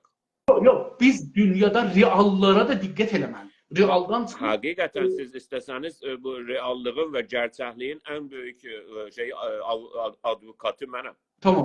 Çünki Onu danışalım. gerçəklik budur ki, Amma bölgənin gerçəkliyi göstərir ki, sizin gözünüzün önündə 15 məmləkət müstəqil olmuş belə dünən. bəli olubdur. Mən də deyirəm onu. Və Amma dünya onun qabağında durmayıbdı. O 15 Kürdlərin qabağında. Amma bu gün Ukraynanın qabağında durur. Kürdlərin olsun. Bilirsiniz, Kürdlərin istiqlala qalxması və hətta rəy alması, referendum eləməsi istiqlalçılığa bir qarşı deyil ki, o elə onun yolunda olmanı göstərir. Və bölgənin, Ərağın, İranın və Türkiyənin buna müvafiq olmaması, o çox gözəl, onlar da müvafiq deyirlər. Ancaq yenə də bu düşüncə ki, hər millət görə öz coğrafisində özünü idarə eləyə, bu buna heç bir xədşə, zərər yetirməz. Gətirmir. Amma dünyada bir var. Yəni o fikir olaraq, düşüncə olaraq düzdür. Əməldə dünyada ondan qarşı Oldu. çıxır. Öyleysə, biz başlığımıza geçelim. Başlığımıza keçək. İkinci məsələ xanımların Təbrizdə, Kimin? Azərbaycanda xanımların, Qadınları. qadınlarımızın, qızlarımızın, bacılarımızın, nənələrimizin Buyurun. Təbrizdə keçən həftə futbol, traktor futbolunda göründülər. Onun dalısıcan. Siz indi bəhsimiz buradan gəlmişdi, yenə o yolu getməyək. Hovze-i Elmiyə dediyimiz yerdən bir tədad adamlar götürüblər. Yes, sözə bax. Adı Elmiyədir da. Cəhliyə görə ola ona. Adı Elmiyədir. Yəni bunu ad qoyublar üstünə. Biz adı dəyişdirə bilmərik. Normalda məsələn Çorun Yenə adı getdik o qoyarlar. bəhsə. Getdik o bəhsə. Yox, bunu bəhs eləmişik. Daha Çorlara hörmətsizlik olaraq demirəm. Normalda Çorun adını bəzən Eynalı qoyarlar. O da yoxdur. Heç mənim məsələn Tələs İlfəli deyəndə mənim adım İlfəli deyil. Hovuza olur Türkçədə odaq. Bilməməzlik və cəhalət odağının, mərkəzinin adı olmuşsa Hövzi-i Elmiyə. Tamam. Bu bəhsi dedim keçməyək, çünki bu ayrı bir bəhsdir. Getdik bayaqlar ilə, həmin buradan getdik 25 dəqiqə bəhs etdik. Bizim illərdir, birinci olaraq 20 il önce işarə elədiyim sözə yoldaşımız burada yazdı. Mənim Bizdə yadıma Huzi saldı. nə yazıb Federal burada? sistemi idarə tərzidir, düzdür. Bəli. Biz onu dəfə, çünki istiqlalın və bağımsızlığın alternativi deyil. Çox təşəkkür Alternativi deyil. Amma biz Yo, yo, şey tamam. 20 il önce Amma çok gedək önce. Təbrizə. O zaman ki bu İran devleti, federalçıları İran meclisinde getirdi saldı istiqlalçıların canına ve yeni bir teyit düzeltti federalçılar. O zaman biz dedik ki o idarə tərzi biz en çok federalist bizik. Biz istəyirik ki Güney Azərbaycan və Böyük Azərbaycan öz idarəsini federal sistemini idarə eləsin. Federal sistemi idarə Bax, olacaq. biz federalistdik. Ama bu ki İran İstiqlal içində federalistdir. mən Bəluçlarla nə federalizm? Mən istəyirəm. Olmaz ki, yəni bəyin evində çal-çağırdır, zırna balaban çalınır. Qızın evində, gəlinin evində xəbər yoxdur. Heç bir Bəluçlardan biz salam əleykum. Biz istəyirik səndən bir federal məmləkət yaradaq. Niyə İran dövlətinin yaratdığı davulları çalalım? Federalizm. Təbrizdə Huzi Elmiyyədə. Ha, buyurun. Huzi Elmiyyədən bir tədad mallalar bir dənə namə yazıblar. Bu namə də çox geniş şəkildə radio, televizyonda yayılıbdı, xəbər ajanslarında yazılıbdı, ruznamələrdə yazılıbdı, xəbərlərdə deyilibdi ki, fətvalara görə xanımların belə xiyabana çıxmaqları, başaçıq olmaqları, üzləri, ayaqları, başları, tükləri, saçları görünməkləri haramdır. Belə bir şey yoxdur fətvalarda. Amma bunlar deyiblər ki, haramdır və ustandara deyiblər ki, siz bunun qarşısını almasaz biz sizi işdən çıxadarıq. Yəni bu qədər bir təhdid gücü var. Kəlməsi bu deyib ki, sarı kart sənə veririk. Futbolda 2 dənə kart var, bilirsiniz. Mən bildiyim 2 kart var. Bəlkə 3 çox kart vardı, amma mənə görə də 2-dir, bilmirəm. Biri sarı kartdır. Verərlər, deyirlər ki, yəni davranışımı düzəlt. Uyarıdır da, uyarı kartıdır. Uyarıdır. Yoxsa səni qırmızı verirəm, oyundan çıxadaram eşiyə. İndi bunlar da ustandara deyiblər ki, sən necə ki gəlirsən mollaların xilafına və bizim xilafımıza xanımlara icazə verirsən şəhərdə geçsinlər. Onlar da geçən həftə bir bəhs elədik. Yadınızda olsa dedik ki, polis də bir şey yazıbdı ki, mən hüquq-i şəhrivəndidən difa eləmək üçün xanımlara deyirəm ki, başınızı örtün, yoxsa tutaram sizi. İndi Huzi Elmiyyə ilə mollalar polis əl-ələ veribdi. İndi siyasətdə olan ustandar, bilmirəm ustandarın nə qədər rolu olub olmayıbdı, amma bunlar istəmirlər ustandara şey olsunlar. Yəni ustandar nə qarədir bilmirəm orada, yəni bu məsələdə. İndi istəyirlər ki, xanımlara fişar gətirərlər. Əsli budur. O ustandar xitabdır, amma əsli xitab bu millətdir. Xanımları tutun, vurun, döyün, kəsin. Və o gündən bu biz görürük ki, şəhərdə adamlar tökülüblər. Mən bu gün gördüyüm adam bığı var, saqqalını da tibdən naset vurubdur, üştüqlü eləyibdir bir yol. Bir dənə cavan xanıma ki, nə mantosu yoxdur. Qalan ki, hər şeyi vardı. Paltar giyinib başdan ayağa, başını bağlayıb falan, amma manto giyməyibdir. Rəhli bir dənə ağ şalvarı var, bir dənə də abı göy köynəyi var. Amma o adam bunu hicabsız düşünür və onun əksini çəkir. Sənə kim icazə... Əgər sən bu qədər məhrəm, naməhrəm düşünürsən, sən xalqın namusunun niyə əksini çəkirsən? Niyə istəyirsən? İndi bunu danışıq. Mənim nəzərimdən bu molladan çox danışmaq budur ki, Azərbaycanda xanımların mövqeyiyyətini gördülər. Gördülər ki, kişilər, erkəklər Azərbaycançı, millətçi, türkçü, iki Azərbaycan bir olsun, mərkəzi Təbriz olsun, nə bilim, nə mutlu türküm deyənə, ana dilində mədrəsə olmalıdır, hər kəsə Azərbaycan, İran deyil. Bunları gördülər, indi xanımlar da həman şüarları verirlər. Biz deyirik, xanımlar gəlsələr, oğlanlar çıxacaqlar, oğlanbazlığa, filana, bəhmana, burada oğlanbazlıq, qızbazlıq qaçacaqdır, siyasət yaddan çıxacaq, vətən yaddan çıxacaq, dil yaddan çıxacaq. Burada xanımlar gəlirlər, daha çox milli ruh getdi yuxarıya. Xanımlar da milli ruhu daşıdılar, oğlanlar da burada, o bəzi şüarlar da aradan getdi, əxlaqlılaşdı, çox insanlar bir-birlərinə yaxınlaşdılar. Məncə, Oğuz bəy, bu Huzi Elmiyyə və o polisin, o bəyaniyyəsi keçən həftə, bu həftə Huzi Elmiyyə dedikləri yerin cahiliyyə, indi sizlə burada bir yerdə deyək, bu cahiliyyənin bəyaniyyəsi məncə xanımların o rəftarına əksül əməldir. Siz millətləşdiniz. Siz aydınlaşmayın. Siz toplumda siyasi rol oynamayın, ictimai rol oynamayın, milli rolunuz olmasın, milli yeriniz olmasın, milli dəyərlərindən danışmayın. Məncə buna əksül əməldir. Amma indi gələk burada. Sizin bayaqçı bəhsiniz burada olur. Əgər ora Hovze-i Elmiyyədir, əgər ora elm mədrəsəsidir, əgər onlar Allah nümayəndəsidirlər, burada xanımlarla niyə bu qədər düşmənlik? Acaba bunlar Firdosinin nümayəndələri deyil yer üzündə.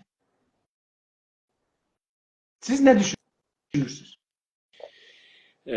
Bizə görə İran İslam Cumhuriyyəti çox diqqət işlətdi keçən həftə. Çox belə məharət və çox cəsarət və şəhamət göstərdi. İlla da ki, yəni bütün 44 ildə yığdığı cəsarəti və şəhaməti və illa da diqqəti göstərdi. 300 küsür füzə, SİHA və balistik füzə güya İsrailə tərəf göndərdi. Bunların bəziləri ilə İran deyilən torpaqların içində düşdülər yerə. Bəziləri İraqda düşdülər. Bəziləri Urdunda düşdü və vuruldu. Öyle sınıx qoşun kimi, qırıq qoşun kimi bu 300 çeşitli, 300 dənə değişik çeşitli şeylərin balistik füzə böyle gedir uzaydan dönür gəlir. Onların hamısı vuruldu. O SİHA'lar da ve kruz füzeleri de var idi 70 tane falan. SİHA'ların da sürəti buyurun. Kruzlar 110 taneymiş güya. Ha, kruzlar hızlıdılar. Ha, 70'ten çoxdur demək 110 dana. Bu şeylə SİHA'ların sürəti mənim maşınımın sürətindən az idi. Yəni mənim maşınımda baxırdım dünən, elə ona görə baxmamışdım. 260 mənim maşınımın sürətinin ən yuxarısı 260. Bəli, bunlar da 180'lerde gedirmiş. Bəli. Onu məsələn Yezindaşla da vurmaq olar. Ona göre çok valla yani 185'den getmək yaxşı Yezindaşın olsa. Belə şey var da ondan fırlanmış gedir. Belə propeller var da, propeller var. Demək ki, çox böyük bir, mənə görə yəni bu şəhamət, bu cəsarət, bu məharət və bu diqqət ki, İran İslam Cumhuriyyəti və onun sipah göstərdi, eləyə bildi. Çox yəni bu qədər cəhdi, cəsarət. Bir dənə 8-9 yaşında bir Ərəb, bədəvi Ərəbi Negev çölünün yanında orada yaraladı. O da indi xəstəxanadadır. Galiba düzəlir halı, amma deyirdilər halı ağırdır. Yəni böyük bir şey elədi. Çünki geçən 44 ildə İslam mollalar, Allahın simgələri, Allahın kölgələri. Çünki Məhəmməd Şah Allahın kölgəsi idi. Züllullah idi. Allahın kölgəsi idi. Amma bunlar Allahın simgəsidir. Kölgə biraz fərqlidir. Bəzən kölgə düşər, kölgə düşməz. Kölgə özündə əslində yoxdur. Kölgə işığın nəticəsində olur. Yəni kölgə deyə bir şey yoxdur. Ancaq Məhəmməd Şah çox saxta idi. Amma bunlar daha yaxşı saxtakardılar. O da deyir ki, biz Allahın simgəsiyik rəsmən. Ayətullahıq və ya filan. Bunların sayəsində, bunlar Höccətül İslamların, ayətullahların 44 il bunlar mərcibər kültürünü cənab Hidayət. Bir dənə kültür var, o kültürün adı mərcibərdir. Mərcibər kültürünün də məmləkət qalmadı mərcibər bunlar deməyələr. Ən çoxunu Amerikaya və İsrailə deyiblər. Ancaq maalesef geçən 44 ildə bunlar, mən bilmirəm neçə dənə Amerikalı ya mərcibər olubdur və ya yəni doğrudan ölübdür, mərci olublar. Və neçə dənə İsrailli mərci olublar geçən 44 ildə. Amma mən bilirəm milyonlar Türk, milyonlar Ərəb, milyonlar Bəluç, milyonlar o bölgədə müsəlman mərci olublar. Bu mərcibər kültüründə. Demək ki, o tərəfi göstərir mərcibər İsrail. Amma öldürəndə bilirsiniz, nə qət Əraqlı, nə qət Türkəmən, nə qət yəni bu tərəfdən Türk, bu tərəfdən Türkü milləti, savaşçıları, Azərbaycanın savaşçılarını, Azərbaycanın yiğitlərini verginən ölüm makinəsinin altına Ərağın. Onlar orada öldürsünlər, füzələrlə, bombardımanla, kəmikal, kimyai maddələrlə. O tərəfdən də ölən kimdir? Yəni qırılan düşmandandır. Düşman kimdir? Əslində bölgənin müsəlmanlarıdır. Neçə dənə İsrailli? Mən sizdən soruşuram. Lütfən məni aydınlatın. Keçən 44 ildə bu mərcibər İsrail necə təhəqqüq tapmış? Neçə dənə İsrailli? Mən bilmirəm. Mənim yadıma gəlmir. İran bu son günlərdə, keçən 4 gündə bir dənə bəyaniyyə yayıbdı. Mən özüm düzünü axtarsız bunu axtarıb tapmadım. Mən Türkiyə televizyonlarına qulaq asırdım, əxbarlara görüm nə getibdi. Orada gördüm ki, deyir ki, İran nədən dolayı üstünü açıbdı ki, 44 dana İsraillini öldürübdü bir dana payqahda. Harda? Deyirəm, özüm axtarıb tapmadığım üçün kamil bilmirəm. Amma bu Türkiyə radio televizyonlarına keçən 4 günün bəhsidir. Ki, İran niyə bunu istifadə edir? Yəni ki, istəyirəm bunu deyəm ki, yəni bundan sonra heç əslən indiyəcən gəlməyib ki, İran eləyə bilər, bir nəfər orada öldürmüş olur. Özü. Amma İsrail məmləkəti. Məsələn, Filistinlilər öldürüblər, İran ya da öz adına ayrı bir şey. Keçən 44 ildə neçə dənə Amerikaya mərci olubdu, neçə dənə İsrailiyə mərci olubdu, bəllidir. Bəli. Və mərcibər İngilis, mərcibərlə Fransa, hər növ hamıya mərcibər. Onlardan yoxdur, fəqət elə... Amma məsələ budur ki, amma ölən doğrudan mərc, doğrudan yüz minlərcə mərc bizə olubdu. Bəli, olubdu. Bölgənin müsəlmanlarına olubdu. Bəli. Ərəblərə olubdu. Adam biraz şaşırır ki, bəlkə elə bu mərcibər elə o tərəfdən, bəlkə elə bunlar Amerikanın və İsrailin adamıdırlar, mərci var. Amma ona da inanmır. Hər halda mən bu mərcibər kültürünü istədim danışam. İndi çünki bu məharətlə, bu şəhamətlə ki, bunlar bir dənə ərəb qızını, bədəvi qızını yaraladılar, pis yaraladılar. Və belə biabırçılıq ki, 300 dənə belə kəssə atasan, 300 dənə nə bilim daş atasan, gənə də birinə dəyər də. Yəni siz bir şəhərə, bir məmləkətə, özdə balaca bir yerə, çox balaca bir yerə, İrandan 80 dəfə azdır balaca bir yer. 80 bərabər. Ha, düz deyirəm ya? Bəli. 80 bərabər, 80 bərabər azdır. Siz oraya 300 dənə şey atsanız, yəni bizim Urmu gölümüz ondan az qalıb heç olar. O da yəni 300 dənə kağız assanız, kitab assanız, kəssə yazsanız birinin başına düşərdi. Amma bütün bunu eləyə bilmir də, çox biabırçılıq. Ona görə böyük bir davula çalırlar bunlar radioda, televizyonda, mənbərlərdə böyük bir. Yəni bir iş görmüşük ki, day heç yəni bu olmaz. Tarixdə deyir də böyük bir şəhamət və deyir o qədər vurmuşuq ki, İsraildə səsini çıxardamır. Vətər olmuş belə intiqami sadiq əməliyyatı sadiq. Bunlar hamısı ona görə. İndi bəs nə etməlidir? Yadınızda olsa keçən həftə danışdıq hələ vurmadan öncə. Dedik ki, bunlar aynı zamanda dəsturu vermişlər qadınlara qarşı hərəkata. Və ona görə indi içəridə bu biabırçılığı necə yığsınlar və necə onu bu kölgəyə salsınlar, qadınlara həmlə eləyəcəksən, qadınlara saldıracaqsan xiyabanlarda. Başını qatasan ki, burada böyük bir məsələ var, qadın məsələsi. Bunlar İslam'a qarşı Hozey-i Cəhliyə və Hozey-i Cəhliyə və Bayatullahlar və hamısı burada deyil, cəzəli olacaqdır. Səlcə, dünya dağılacaq, çünki qadınların saçı dışarıdadır. Siyasi və elmi bəhslərdə də biz qadın işlədirik. Xanım, ağ işlətmir, erkək və qadın. Onunsa çocuk, uşaq. Çünki xanım normal danışıqlarda işlədirik. Amma bu qadın məsələsi qadın haqqıdır, xanımların haqqı deyil məsələn. Yəni, ladies right deyilməz, women's right deyilir məsələn. Qadın haqları. Ona görə biz qadın sözünü işlədirik və qadınları kod... Yəni, siz bir məmləkətdə... Yəni, cənabı fikir edirsiniz ki, İran bu üçü gəlib indi xanımlarla həmlə edir. İstir ki, o eşikdə İsraillə olan məsələni gizlədə, onun üstün örtə, adamlar bilmiyor orada nə geçir, nə olur. Onun direkt ilgilidir də bu məsələ. Əziz Zeyn Səfəli, 3 dənə füzə vurulubdu Avrilin 1-də. 3 dənə füzə. Özdə balaca füzə. Kontrollü.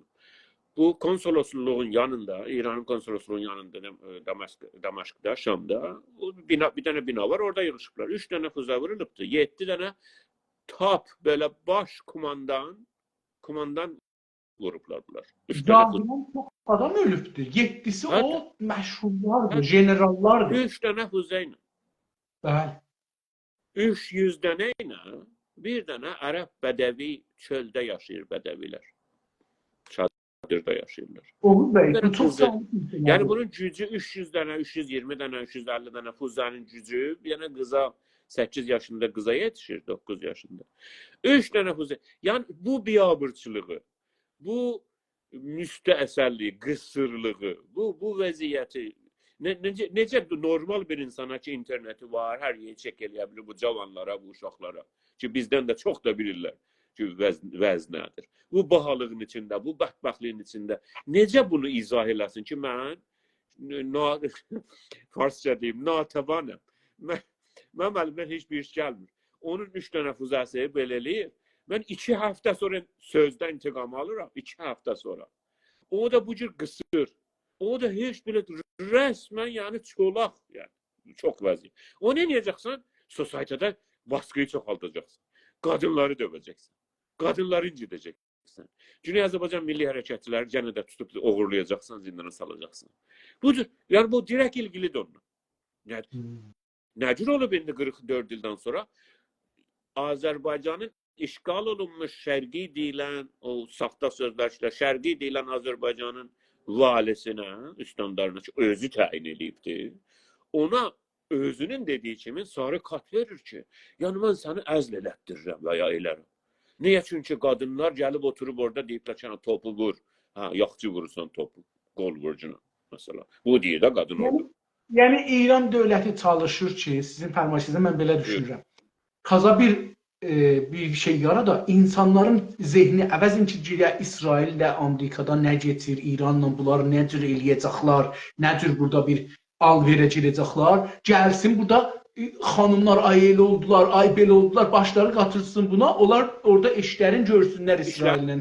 Görmürlər, o becərisizliyini örtür ki, yox, o danışılmaz. Onun dağlısı var, Oğuz bəy. O cürsü qutarmaz. İran gecəyə xəramət verə onlara. Çünki onlar İsrail iddia edir ki, 1 milyard 500 milyon dolar o gün xərcləyibdir. İranın üçün demir, özünün üçün deyir ki, ondan sonra deyir mənim iqtisadıma 10 gün mənim iqtisadıma zərər dəyib, rəvani zərər dəyibdir.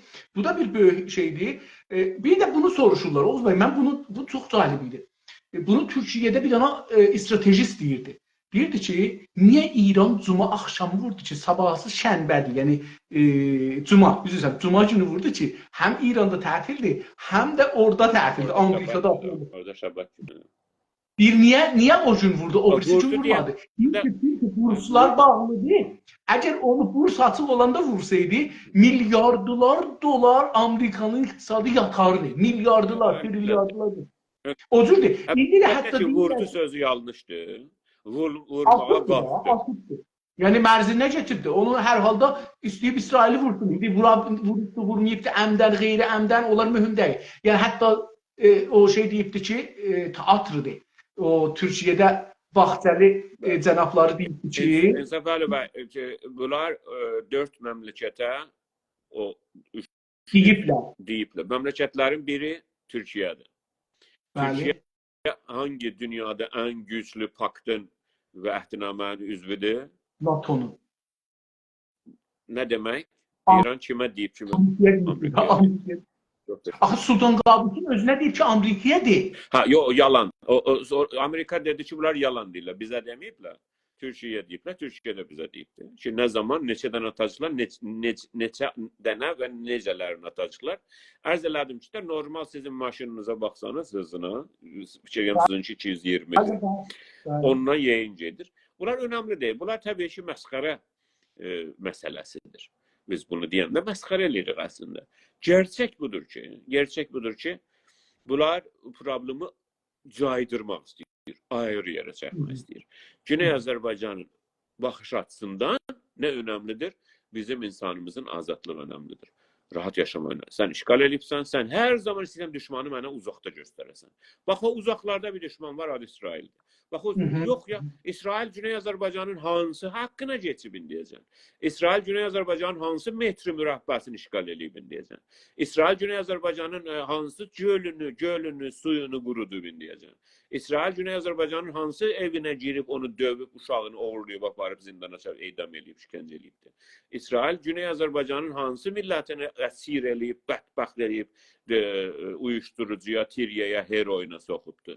İsrail Güney Azərbaycandan neçə 100 min nəfər aparıb Ərağın Hüveyzəsində, Dəşti Məcnun'da, Mecnun çöllərində, Əraqda şimyanın altına veribdi. İsrail'də son Güney Azərbaycanın işi İsrail yox. Azərbaycanın hangi dilin qadağan eləyir? Hansı kadar? İsrail Geçen hafta neçə nəfər tutublar Oğuz bəy Azərbaycanda? 7 nəfər. Adları əgər bir Adları səs desəz buradan yoxdur ki, Tamam, bəlkə mən də bu- yaxşı deyil mən adlarını deyəm burada. Tamam. Onda öyle zənn edərlər ki, bizim onlarla bəlli ilişkilərimiz yox. İsrail bir məmləkətdir. İsrailin özünün milli mənfəətləri var.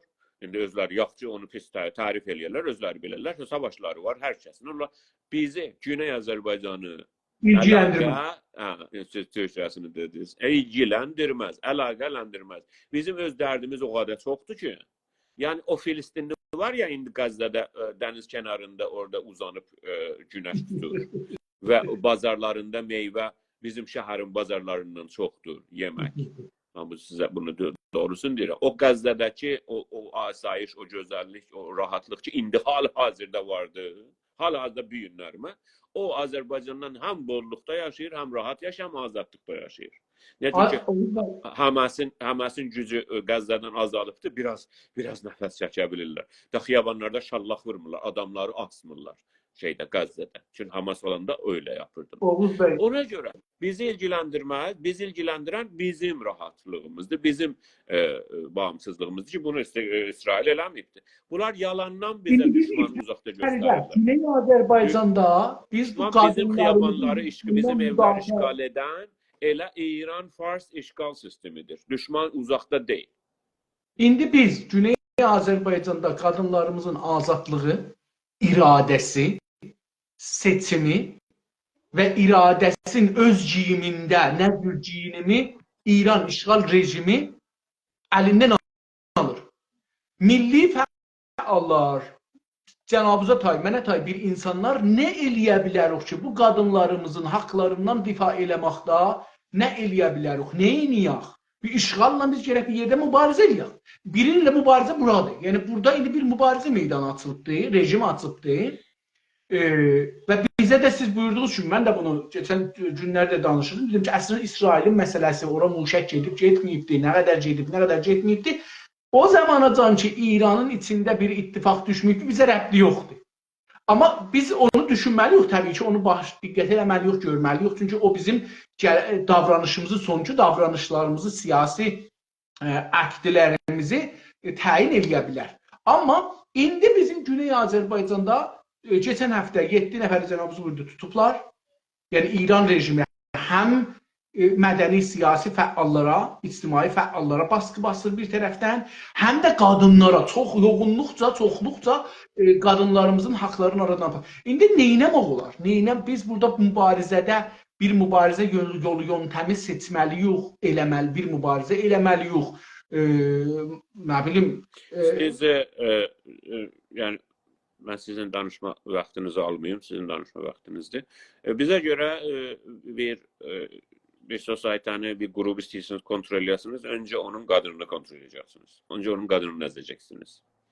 Siz bir sosiyetanın, bir grubun, bir insan topluluğunun qadınını kontrol edebilirsiniz. Qadının beynini, ceyşini, yeməyini, içməyini, nə yapmağını kontrol etseniz o bitmiş. O sosiyetanı siz yani əsir aldınız, qıtıldı getdi. Çünki o qadındır ki, uşağı böyüdür.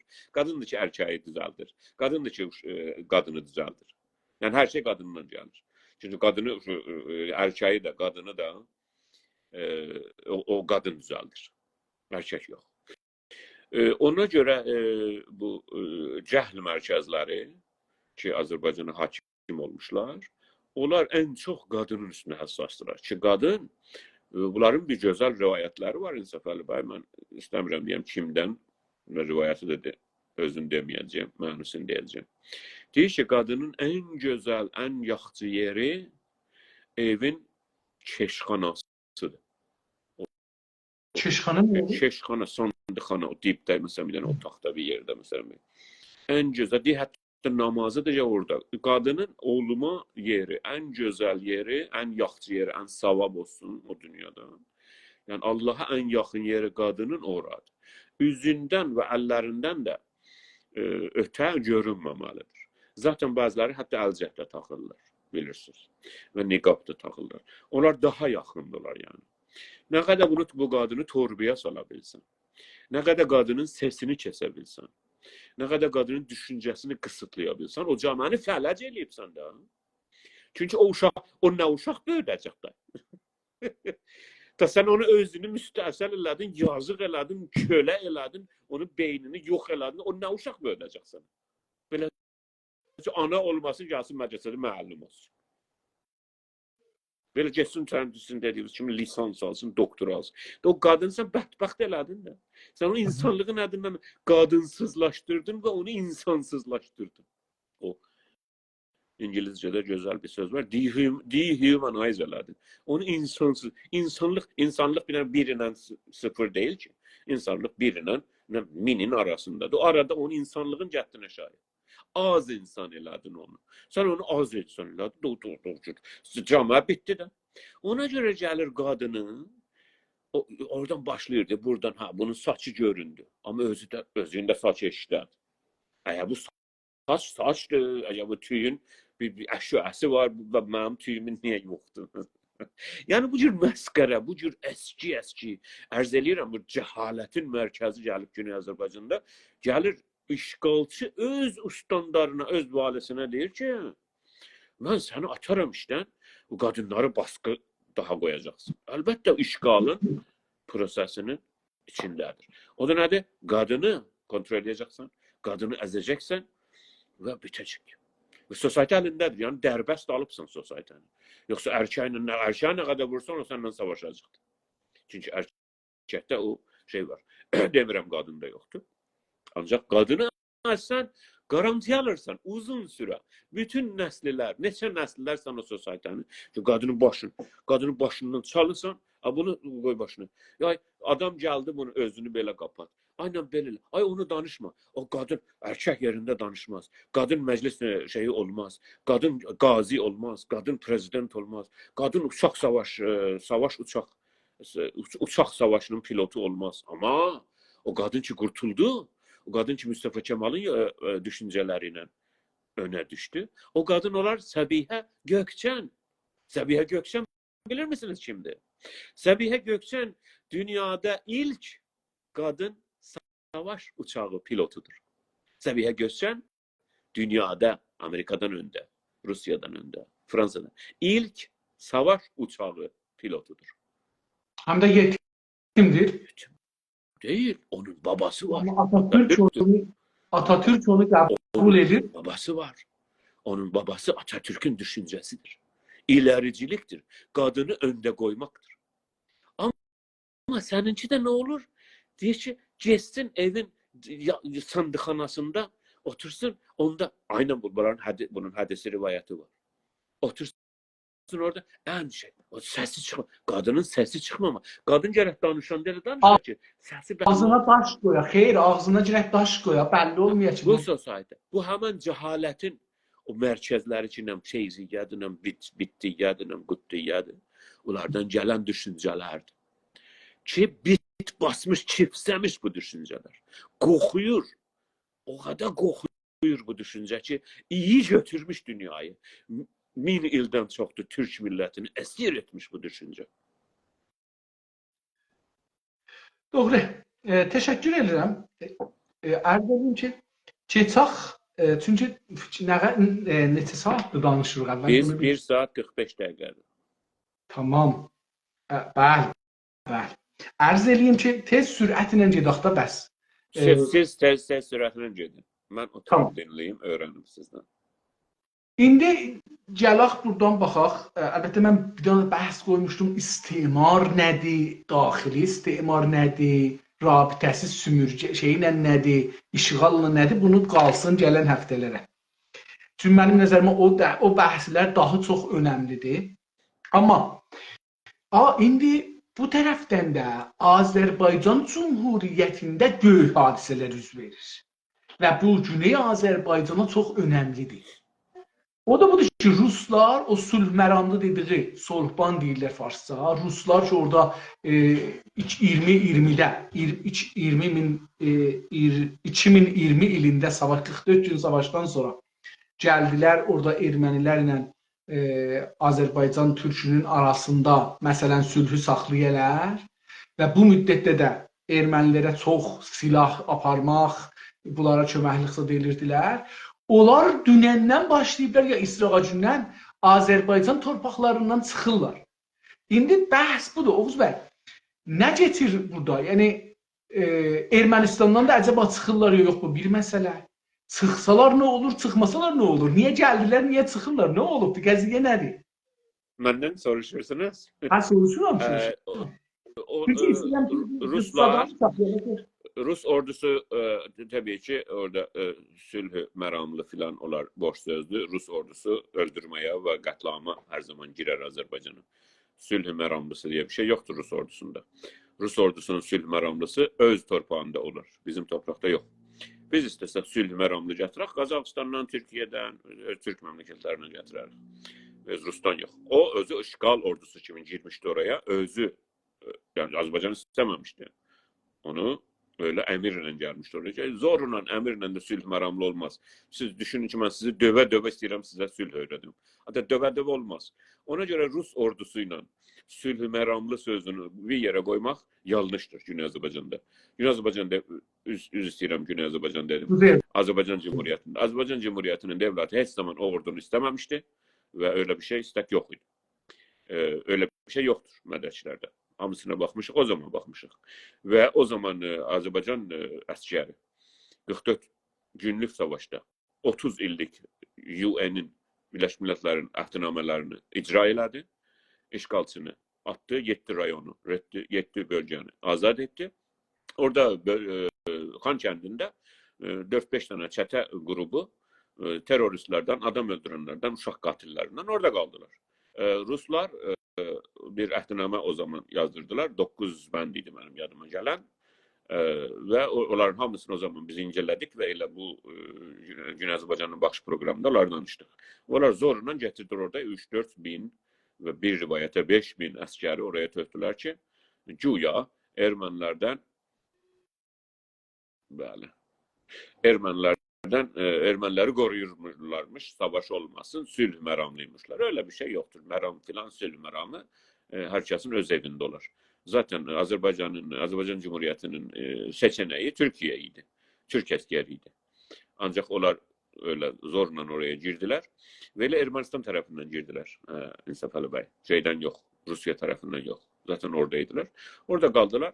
Sonra bu 2023'te geçen yıl Azerbaycan devleti orada terör merkezini Xan kəndində kapattı ve Cenab Müzəffər komutan İlham Əliyevin dediği kimi da status da kalmadı ve cehenneme de cora da gitti. Çok da güzel da bundan da kısa işarə eləmək olmaz. Status filan da kalmadı. Öyle bir status yoktu. Bu Azerbaycan torpağıdır. Buranda adı Qarabağda orandadır. Bu şəhərdə oranda, o şəhərdə hər kəs istəsə yaşaya bilər. Erməni də yaşaya bilər, Yahudi də yaşaya bilər. Hər dindən, hər uyruqdan, hər nə deyirlər, hər etnikdən yaşaya bilər. Azərbaycan. O status yoxdur ona görə.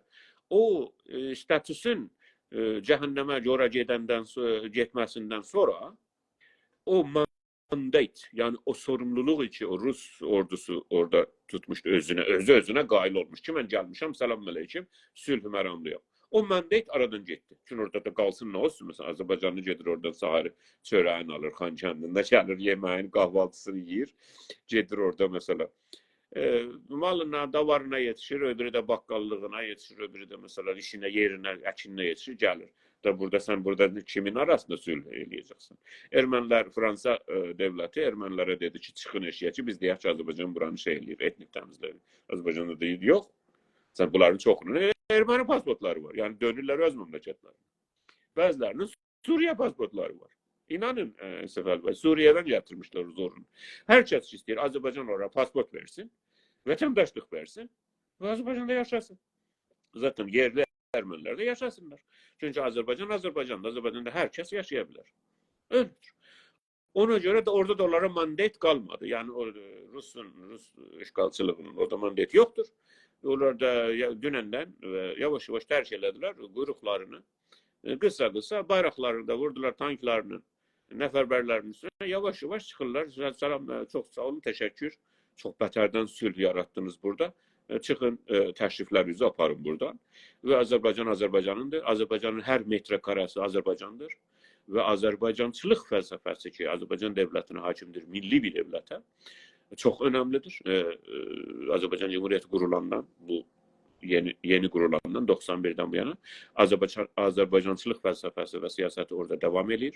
O da budur ki, hər şeyi Azərbaycançılaşdırmalıyıq, Azərbaycanlılaşdırmalıyıq.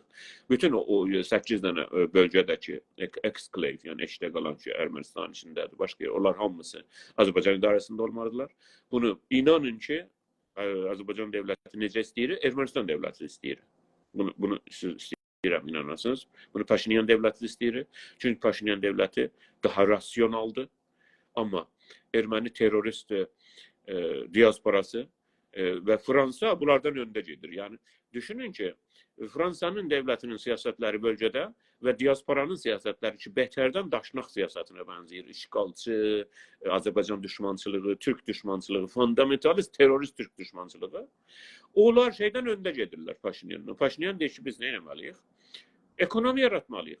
Azərbaycan bizim qonşumuzdur. Azərbaycanla biz alış-verişimiz olmalıdır. Türkiyə ilə. Burada gəlişəkdir. Necə Azərbaycan gəlişibdir? Çünki gəldilər, gördülər də.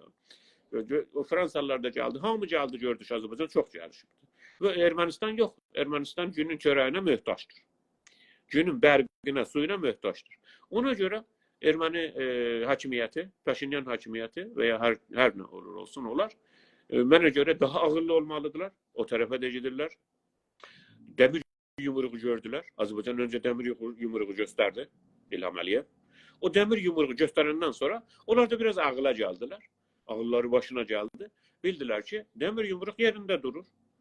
Ekonomi də durur yerində. Sən adam kimi yaşayasan, geçirəsən bu bölgədə, Türk dünyasının, Türk dəryasının arasında. Ya sən elə də qurnazlıq eləyəsən ki, ay dünya Ermənistandır, nə bilim, o Kürtlərin dediyi kimi də, burada Kürdistandır, orada Kürdistandır, burada Ermənistandır. Öyle yoxsa Ermənistan da bəllidir, Azərbaycan da bəllidir. Hər kəs öz yerində yaşasın və azadlıq və gəlişmə olsun. Ekonomi gəlişmə olsun, dünyasını gəlişdirsin, rahat yaşasın. Ya rahat yoxsa böyle tövsiye tələbliyle, yayılmacılığıyla, biz Bakı, bura 2 il öncə, bunlar dedilər, biz Bakıya tərəf, Bakı istəsək Bakıyı da alarıq. İndi Paşinyan deyir ki, 50 metrə, Paşinyanın sözünü deyirəm sizə, 50 metrə mən sınırın bu tərəfində olsam, o tərəfdə 50 metrenin o tərəfində bir erməni düşman gözü ilə baxmamalıdır. Onun gözü ilə baxmalıdır ki, mən bu 50 metre o tərəfdən, 50 kilometre və 50 metre o tərəfdən nə biznes yapa bilərəm, nə alış-veriş yapa bilərəm ki, gəlişsin məmləkət. Düşmançılıq ehtiyac yoxdur bölgədə. Yəni, erməni milləti orada rahat yaşasın və Rusdan, o göbəyi Rusdan kəsilsin ki, bölgəyə bağlansın. Bölgədə Rus yoxdur, bölgədə Türk var, Türk var, Türk var. Güney də Türkdür, Azərbaycan da Türkdür və bu ermənilər bunu inşallah ki, başa düşərlər. Əgər Fransa yayılmacılığı, Fransa'nın bu postkolonyalist davranışı, böyle yukarıdan amirane bakışı Ermenistan'a ve diasporanın o iğrenç terörist, fundamentalist yayılmacılık siyaseti gücünü azaltsa Ermənistan devleti, tabii Erməni milləti de orada rahat yaşayabilir.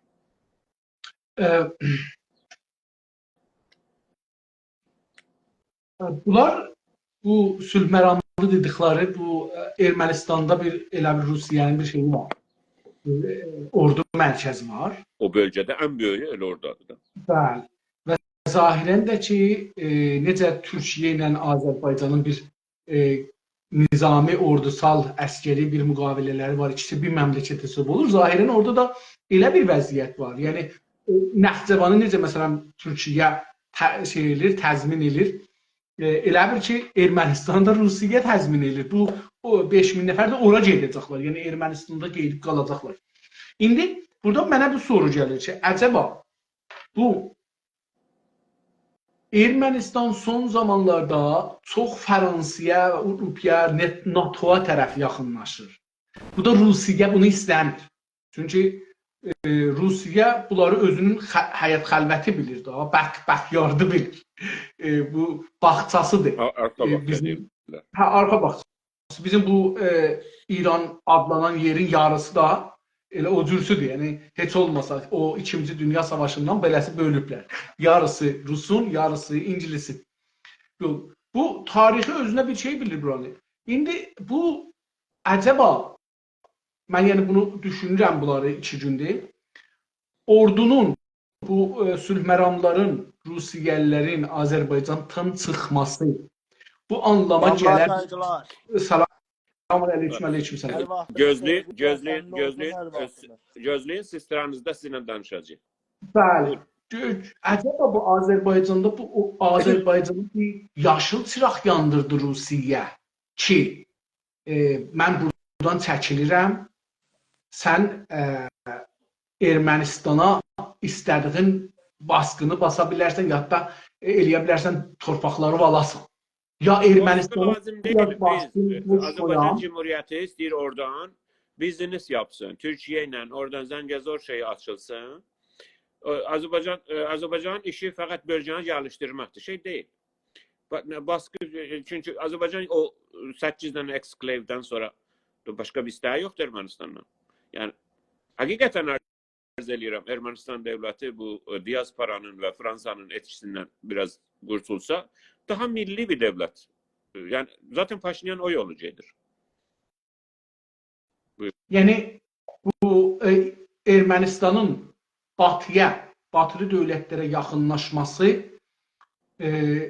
Rusiyadan uzaqlaşması, Rusiyanın arka bağçasından... Orada bir naimliklik vardı geçən 3 ildə. Erməni millətində bir naimliklik gəlişmiş.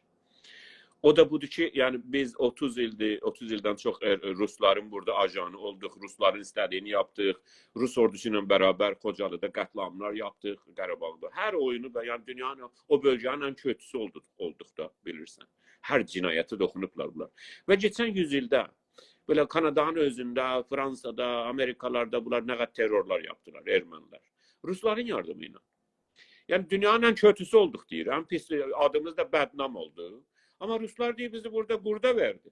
Qurd gəldi bizim işgal elədiyimiz yerləri aldı əlimizdən. Ermənistanda böyle bir şey, bir xəyanət hissi var Rusların tərəfindən ermənilərə. Ona görə batıya tərəf yönəlirlər. O da ki, bunlara zərərdir. Ermənilər, çünki İnsaf Ali bəy, Ermənistanın heç bir qaynağı, heç bir şey yoxdur. Ermənistanın fəqət stratejik toprağı çox önəmlidir. Geostratejik. O önəmlidir. Zaten o da Naxçıvanda var və Azərbaycanda var. Bir də ki, orada 2-3 dənə nükleer şey var, santral var. Onlar da bölgədə elektrik üçün kullanılır. Orada bölgəyə yalnız çox əskimiş, mümkündür, hətta sızarlıq eləyə. Bölgəyə təhlükədən sonra bir şey yoxdur. Amerikanın dünyada ən böyük elçiliyi də hardadır? İnsaf Ali bəy? Nə mənəsi? Amerikanın dünyada ən böyük elçiliyi hardadır? Bilmirəm. Ermənistandadır. Həcə? Bəli, dünyanın, yəni çünki oradan bölgəni kontrol edə biləcək bunların ən böyük məsahət olaraq, size olaraq, ən böyük, yəni qədəmə, ən böyük Amerikanın elçiliyi dünyada Ermənistandadır. Bilmirdim. Rusiya, bəli, indi bildiniz. Rusiyanın da bölgədə ən böyük, Rusiya zaten Gürcistanın bir bölgəsini, Abxaziyanı, Osetiyanı işgal etmiş. Bəs Rusiya ilə Gürcistanın ilişkisi nədir? İşgal ilişkisidir. Azərbaycanla belə bir vəziyyəti yoxdur. Zaten Azərbaycanın quzeyindən Dağıstana tərəf gedib, işgal etmiş öncədən savaşlarda qalmış. Ermənistanla ilişkisi ən böyük müttəhidi, nizami müttəhidi şeydir. Hətta CIS bilirsiniz də, CIS məmləkətləri ki vardır, Qazaxıstan da ona daxildir filan. Zaten Qazaxıstan rəsmi rel oradaydı da 2 gün öncə. Odur. Ermənistan çox önəmlidir Rusiyaya. Heç vaxt əldən verməyəcək Rusiyanı. Öz istəyirəm Ermənistanı. Rusiya heç zaman Ermənistandan geçməyəcəkdir. Çünki yalnız o geopolitik dəyəri Ruslar əldən verməzlər. Acaba, gene də o brainstorm eləyək. Acaba Azərbaycana bu bir dedim yaşıl çıraqdır ki, məsələn Naxçıvana gedən yolu, onu əgər Ermənistan müvafəqət eləməsə zor basmır Yo, cinən getdi. o Rusların yararına değil. Rusların milli menfaatları enerji koridorlarının Rus tarafından geçmesi. Yani bu enerji petrol olsun, gaz olsun veya değişik şeyler. Onlar Rus tarafından yani Hazar'ın üstünden geçmeler Avrupa'ya. O koridor ki orada Türk koridoru galiba Turan koridoru da değiller ona. Onun Zəngəzurdan geçmesi Rus milli menfaatlarına asla uyarlı değil. Bunu Ruslar da bilirler. O mesele o değil. O Türkiye menfaati daha çoxdur və Azərbaycan əlbəttə. Azərbaycanın ən önəmli məmləkət eləyir dünya. Məmləkətlərin hamısına qazanır. Türk məmləkətləri də Azərbaycan bir koridor olaraq yəni. Hamısı da deyəndə Türk məmləkətləri əslində elə yenə Rusiyanın arxa bağçasıdır. Yəni Çindən tutmuş Azərbaycan elə Rusiyanın arxa bağçası. Nə qədər bunları razı salmaq da şeyindədir. Yoxsa Azərbaycan əsla heç bir müxalifətdə şeydə Rusiya ilə. Rusiya ilə hər şeyi mütabiqət edir yəni. Onu deyirəm. Yəni Rusiya məcburdur ki, bunların da milli mənafeyin gözləyir. Yəni tamam, sən də buradan qaz göndərəsən, neft göndərəsən, yox, mən elə görürəm. Göndərəsən, bu yol at get. Məsələn, Ermənistana belə bir şey. Rusiya istədiyi zaman bölgədə haranı istəsə işgal edər. Necə ki, indi Ukraynanın ən önəmli yerlərini işgal etmiş və heç bir şey də olmaz. Gürcüstanı zaten işgal halındadır. Ermənistan hemen bir koloni, yani çok pis saxlanılmış bir koloni kimi saxlayır oranı. Ancaq erməni millətində bu narizayətlik var ki, yəni bizi bir türlü satdın sən yəni. Bu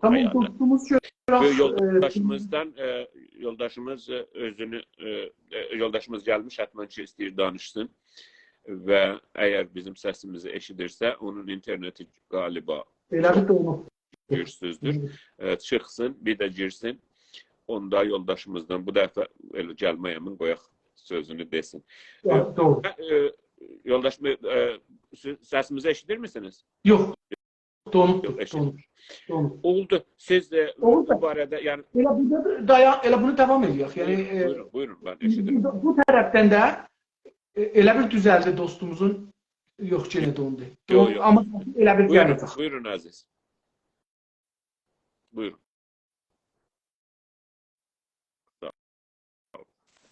Salamlar, saygılar hər kəsə, hər vaxtınızın burada canlı olanlarımıza. Hər vaxtı doğrudan əsənli olsun. Səsim gəlir mənə? Biraz ucadan danış, biraz ucadan. Mənim istərsinizsə, mən obirisi telefonla gəlim yuxarıya, məni gətirsənsə çox əla olur. Mən söhbətlərimi idamə verəm demək. Buyurun, sizdən də eşitmək istərik. Tamam. Oğuz bəy, biz neçə biz Güney Azərbaycanda yaşayırıq. Mən özüm çoxdan çıxmışam. Mən 6 ilə yaxındır. Mən öz məmləkətimdən çıxmışam. Bu Fars rejimi bizə niyə qarşı çıxar ki, bizim ana dilimiz, bizim öz ana dilimizi istəyənməyir. Bunu demək istəyirəm mən. Çoxlarına da demişəm, deyənməyirəm deməli. Sənin ana dilin... Merhabalar.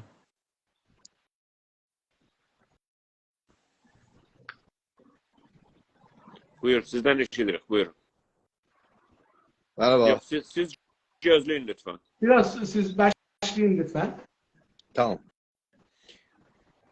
Aziz yoldaş, siz istəsəniz dediniz ya öbürü telefonla gəlmək istəyirsiniz. Çünki burada işləmir. Siz çıxın, ben sizi çıxardayım, sonra gəlin. Ben konuşabilir miyim? Buyurun. Merhaba. Buyurun. İyi akşamlar. Buyurun, sizi dinleyirik. Sizin ağzınıza sıçın ben. Bu adam sigara içir istədim deyəm ki, sigara içəni biz almayaq. Çünki biraz şeydir de herhalde herkes çok yox, normal budur ki, o pis şeyləri biz qoymayaq görünsün. Azadlığın şeyi budur da, o azaddır ki, o işi görə. Biz də azadıq ki, onu öz danışığımızdan. Çünki şeyin klasını aşağı gətirir danışığımızın. Ərz edeyim xidmətinizə ki, indi Azərbaycanla Fransa məsələsi də ortaya gəlir. Yəni yavaş-yavaş bura gedir, elə bir şey rabitələr, diplomatik rabitələr elə bir qırılmaq mərhələsinə yetişir.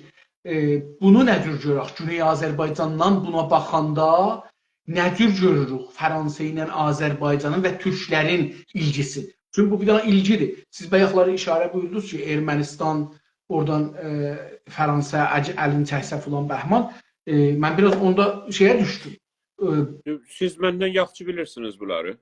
Fransa dövlətinin işğalçılığı, ki onun adını istismarı zaman deyirlər. Bilirsiniz Osmanlıya, Osmanlının o çöküşündə, Osmanlı o zamanki kollaps olur. Ən böyük zərəri Osmanlıya vuranlardandır. Osmanlının torpaqlarını işğal edənlərdən. Hətta Osmanlının, yəni indiki Türkiyə var ya, yəni indiki Türkiyənin hətta Mustafa Kemal savaşlarında işğal edənlərin biri də Fransadır. Bəli. Bölgədə Osmanlının son illərində bölgədə bəzi Asuriləri, Erməniləri, Kürdləri çətələşdirib, qruplaşdırıb, silahlaşdıran və Türk millətinin canına salan elə bu Fransadır. Urmiyədə belə, Güney Azərbaycanın batısında belə çox qrupları silahlandıran və hətta şeydə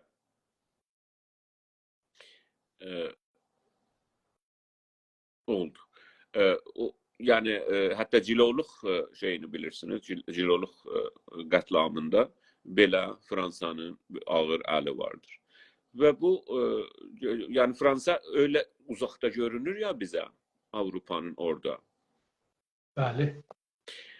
O qədər də o da uzaqda deyil. Yəni bətərdən şeydir. Yəni Güney Azərbaycanı və genəldə Azərbaycanın ilgilənən bir şeydir. Zaten belədir. Yəni əski istismarı güclüdür. Necə ki İngiliz ilgilənir. Məsələn Qibris məsələsi ilə bətərdən. İran füzələr göndərmişdi İsrailə. Bəzi uşaqları ki Qibrisdən qalxmışdı. İngilis uşaqları Qibrisdən qalxmışdı. O ballistik füzələri vurmağa. Demək olar orada onların üsləri vardı. Halbuki Türkiyə ilə və İngilistanın arasında və Avropa Birliyində belə bir qərar var ki, o üstdən, yəni o payqahtdan İngilis heç bir nizami iş görməyəcək. Bilirsiniz? Ancaq məsələn İngilis orada fəaliyyət göstərir. Fransa da belədir. Bunlar əski kolonialist və istismarı güclərdirlər. İndiyəcən ən çox zərəri Güney Azərbaycan milli hərəkətinə, Güney Azərbaycanın varlığına, yəni keçən 100 ili, 150 ili vuran məmləkətlərdən biri, Avropa məmləkətlərdən əski istismarı və modern istismarı Fransadır. Bu hər zaman da Azərbaycan Cümhuriyyəti qurulandan bu yana Azərbaycanın qarşısında durmuş, erməni işğalçının yanında durmuş. Erməni işğalçılığına və Ermənistanın və ermənilərin Qarabağa sahib olmasına və Qarabağın tarixi erməni torpaq olmasına, yəni ən çox çabanı Avropanın parlamentində də Fransa eləmiş. Erməni terrorist qruplarının çox bəsləmə yerləri Fransa olmuş və Fransa əli ilə olmuş. Yəni böyle bir problem var Fransa ilə Azərbaycanın və Azərbaycan Cümhuriyyəti ki bizim devlətimizdir. Yəni böyük Azərbaycan çox böyük bölümü işğal altında olsa da orada devlətimiz var, cümhuriyyətimiz var. Bizi təmsil edir.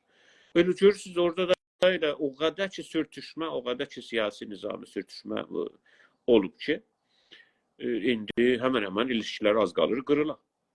Hətta Türkiyə dövləti də məsələn keçən siz 10 ildə baxsanız dəfələrcə təhdid olunmuş, Türkiyə dövlət təhdid eləmiş ilişkilərin qırmanı. Hətta bəzən də yəni elçilər çağırmışlar belə. Yəni xəbəriniz vardır yəni. Fransa dövlətinin o şərarəti Azərbaycanda və anti-türklüyü və türk düşmanlığı bitən bir şey deyil. Səsi az çıxır Fransanın dünyada. Hamı məsələn istismar gələndə, gələndə Amerika və İngilizi deyirlər filan, amma əslində bizim bölgəyə Səfəli bəy Azərbaycana yəni genəldə böyük Azərbaycana ən böyük etkisi olan xarici gücün Rusiyadan sonra Fransadır yəni. O demək. Bu özü böyük bəhsdir Fransanın Azərbaycanda mənfəətləri nədir? Məsələn, Urmiyədə gətirib klaslar qoymanı 100 il öncə arz edir. Qacarın sonlarında. Və o milləti orada, illa da ki, onların dediyi kimi, xristiyan milləti orada silahlandırmaları, kilisalardan silah dağıtmaları. Azərbaycan batısında. Yəni onlar da deyir bizim mənfəətlərimiz orada vardır və onlar yararlanır. Hətta Kürt terrorizmini qurmaqda bölgədə yardımcı olmuşlar Fransalılar. Böylədir. Bizim görüşümüz budur. Mənə görə Azərbaycan dövləti nə qərar versə, umarım ki, daha yaxşı olar ilişkilər. Ancaq Fransa dövləti o qədər dəxalət Azərbaycanda eləyir. İlla da ki, açıqca erməni işğalçılığının yanındadır və erməni işğalçılığının adını yəni daha nə deyirlər, daha legitimate göstərməyə çalışır. Halbuki öyle değil de. Oldu və bu mənim görüşüm. Buyurun. Mən Azərbaycanla Fransa'nın ilgili çox bir şey deyə bilməyəcəyəm sizin sözünüzün üstünə. Ermənistanla Fransa'nın bir stratejik bir ittihadı var. Hətta mən bugün bir xəbər gördüm, inanmıram doğru olsun, amma gördüm bunu. Bir xəbər yazmış ki, ehtimal vardı ki, Fransa'dan İrana silah atomu gəlsin, Ermənistan vasitəsilə gəlsin bura. Mənə bu gəlmir, verməzlər İrana, Fransa. Çünki həm NATO üzvüdür, həm də ki, İsrailçidir. Bir tərəfdən şeydir. O verməz. Bu mənim nəzərimə doğru gəlmir, amma belə bir xəbər gəldi. Bəli, bununla belə Ermənistanın hər nə qədər güclənməsi və Azərbaycana qarşı silahlanması, çünki o silah toplanır bir yerdə Oğuz bəy, bu bir gün işlənməlidir. Silah savaş üçündür. Niyə silah alırsan? Deyirsən ki, mən özümü hazır edirəm savaşa. Yəni ondan ötürü alır silahı. Şah zamanı İbələb silah aldılar, İran axır Ərağı vurdu. Yəni onu vuracaqdı. İndi Rıza elə Məhəmməd İzzə də qalsaydı bir neçə ildən sonra gərək vuraydı. Çünki o silahlar İranla Ərağın savaşı həmən şey olmuşdu da. Olacaqdı. Hətta Məhəmməd Şah qalsaydı da. Yəni silah alıblar, toplanıbdı. Bu silah gərək xərc olan. Dünyada Oğuz bəy, dünyada 2-ci Dünya Savaşının bu üzə bir çox məmləkətlər çox böyük silahlar alıblar. Çox böyük. Və bunları işlətməyiblər. Ukrayna savaşı bunlara fürsət verdi ki, Avropa o köhnəlmiş savaş silahların göndərsin, Ukraynada işlətsin, bunlar geçsin. Ukraynanın hesabına yazırlar. Ukrayna bunu ödəyəcək. Yəni bu şeydir. İndi hər yerdəki bu silahı alırlar. İndi Ərəbistan alır, ora alır, bula alır, bu silahlar alırlar. Bunlar işlənmək üçündür. Gecə tezi bu silahlar bir yerə gərək savaşı çıxacaq. Və orada gərək işlənər. Çünki o fabrikalar gərək işlənər Amerikada, Avropada. Bu istemarın və istismarın bir pul qazanmaq yöntəmidir. Savaş çıxar, pul qazan. Çünki insanların ölməsi karxanalara, o fabrikalara, o şirkətlərə əzim, çox böyük multinational kompanilərə ərzişi yoxdur insanların canına. Onlara pul önəm daşır, sərvət önəm daşır və o sərvəti pulu da beləsi. Yoldaşımızın interneti düzəldi. Tamam, o dostumuz danışdı. Məni bağışlayın, mənim internetim kəsildi. Mənim internetim kəsildi. Onun bunlar deyəcəksiniz. Həmən sözlərinizi danışın. Eşitsin. Qadan alın, mən dostlar bağışlayın. Mənim sözüm budur ki, əgər bizim Kuzey, Güney Azərbaycan hamısı bir-birini istəyir. Doğrudur. Buyurun. Güneyli, Kuzeyli hamısı bir-birini istəyir. Siz söhbətinizi Ben niye bu İlham Əliyev niye dəstək çıxmıyor bizim millətə? Bitti mi? Onu mən istəyən bilirəm. Çok teşekkür. Sözünüz bitsə sizi alayım aşağıya. Tamam, sizi... Bunu sən tozə verirsən, biz biləcəyik, bizim millət Demek bilir. sorunuz var da. Yani Tamam, sözünüz onu yok, görüşünüz yoktu. Sorunuz var. Tamam, teşekkür Tamam, ederim. Çok sağ olun. Oldu, Çok sağ olun. teşekkür. Baba, çəkbəz bir sözdür. Oldu.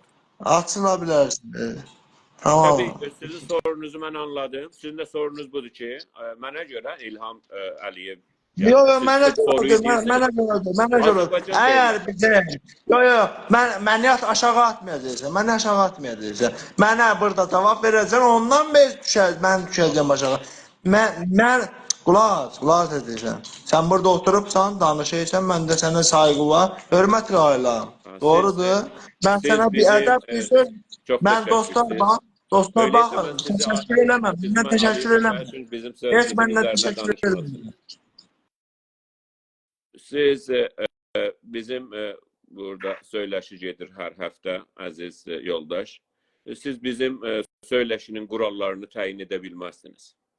siz öğrenmek məqamında oturarsınız və biz sizə yorumları, görüşləri deyərik və siz də öyrənərsiniz. Eğer sorunuz varsa orada yazarsınız. Ya necə ki sizi çağırdık, geldi sorunuzu dediniz. Sorunuza da zamanımız olanda ya bu dəfə ya gələn dəfə cavab verəcəyik. Umarıq ki bizim o cavablarımız da sizi qane elər. Ancaq heç öyle bir qəsdimiz də yoxdur ki, hətmən sizə cavab verək və ya hətmən sizi qane eləyək. Çünki biz qane eləmək qəsdi ilə burada oturmamışıq. Biz geçən həftə olan olayları Güney Azərbaycanla ilgili burada yorumlamağa, təhlil etməyə çalışırıq. Güney Azərbaycan Milli Hərəkətinə, Azərbaycan Cumhuriyyətinin ki, bizim dövlətimizdir, bizim cumhuriyyətimizdir, nə qədər yardım edir, edə bilir, etmir, o özü gözəl bir sorudur, gözəl bir konudur, hətmən ki danışacağıq. Ancaq bu ki, siz bizim söyləşiyim qurallarını təyin edəsiniz, bizə sən deyə xitab edəsiniz, ondan sonra hətmən burada mən qalacağım, mənə cavab verəcəksiniz. Bu danışıq tərzi bizim səviyyəmizdən biraz aşağıdadır. Ona görə siz sorunuzu təyin edərsiniz. Çox gözəl bir sorudur. Mənə görə zamanında da bugün edəməsək, hətmən cavab verəcəyik. Mənə görə Səfər bəy, bu barədə də öncədən də danışmışıq. Və yenə də danışacağıq. Burada mənə görə davam verim. Bizim mövzumuza verən ilgisi yoxdur. Biz o suallara cavab verə bilərik, cavab verərik da ki, bizim mövzumuzla ilgilidir. Yəni yoxsa hər kəs gəlib bizi sözümüzdən və fikrimizdən və düşüncəmizdən caydırmağa çalışar. Ki biz əsli sözü deməyək. Bizim əsli sözümüz indi məsələn Fransa məsələsi. Cənabınız buyuran kimi mən burada Google elədim. Google-da beləsi göstərdi. Görək ki, Fransa nə cür bir şeydir. Məncə Fransa çalışır ki, yəni bu bizim də gələcəyimizə ətkilər. Erməni olsun, fars olsun. Bilirsiniz, İran Ermənistanla çox ilgisi var. Çox yuxarı stratejik bir ilgiyə. Türk dünyası bununla belə ki, həm çox böyükdür, həm güclüdür, həm insanı çoxdur, həm sərvəti çoxdur, həm İranın hər tərəfini deməsək də üç tərəfin, heç olmasa üç tərəfin, bəli, türklər əhatə ediblər. İçəridə də 40 milyon türk var, amma o ermənini himayət edir. Niyə? Bu önəmlidir. Bu bizim də gələcəyimizə təsir qoyacaq. Fransa ilə və Məsihiyyət dünyası ilə özün bağlıdır İran. Ermənistan bahsəsilə və Türk tarixində də İran xiyanət elədiyi, elə bu məsələ ermənilər yöntəmi ilə Məsihiyyət dünyasına bağlanmağı yolu iləndir məncə. Fransa, siz də işarə buyurdunuz, mən bunu biraz açım, öz düşüncəmi, siz də bunu əgər iştibah eləsən mənə köməklik edin ki, düz dərk edeyim şəraiti. Dünyada istimar var olub. Dünyada istimar və sümürgəçilik çox bir əski sabiqəsi var və mütəəssifanə Türklər müstəmirəci olmayıblar. İstimar, sömürgəci olmayıblar. İmparatorluq qruplar gediblər, dövlətləri alıblar, millətləri alıblar, onları idarə ediblər. Amma sümürgə olmayıblar. Sümürgənin bir əlamətləri var, Oğuz bəy. Yəni biz sümürgə ilə fərqini bilək, imparatorluğun. Sümürgədə insanların biri torpaqları işğal olur. İkinci beyinləri işğal olur. Bu İranda da bizim üstümüzdə gedir. Yəni həm beynimiz işğal olubdu, İrancı olubdu, farsça olubdu. Həm də ki torpağımız işğal olubdu. Ondan sonra nə olur? Deyir ki, sən istəyirsən ki, mənə inkişaf eləyəsən, məni ülgü götür, mənə toy ol. Mən nə cürəm, sən də o cür olsan, ittifaqın dünənləri bir video mən yaydım. Bir dənə Əfqanistanda bir adam dəqiqən bunu deyir. Mən gördüm Rza Şahla. Bunun heç fərqi yoxdur. Rza Şah dövründə də deyirdilər, biz istirik əgər mütərəqqi olaq, təməddünə yetişək, dərvazəyi təməddünə yetişək, biz gərək Avropalı olaq başdan dırnağacan, başın tükündən ayaqdakı dırnağacan, gərək biz Avropalı olaq. Nədir? Geyimimizi dəyişdirməliyik. Nədir onlar geyinirlər? Əslində dünyada geyim axı neynər? Mən indi bunu çıxardım, məsələn, tərköynək geyim. Nə fərq edər mənim düşüncəmə? Mənim düşüncəm, əgər mallaları indi bayaqları bəhsimizə geçsək, mallaları çıxaq ki, o ayətullahları, məsələn, onlara foqul vur ki, onların beyni değişməz ki, onların dünya görüşü değişməz, onların fəqət üstünə palanın değişmisən. Yəni, heyvanın götür üstündən, palanın götür, məsələn, üstünə ipək at ki, ona fərq edəməz.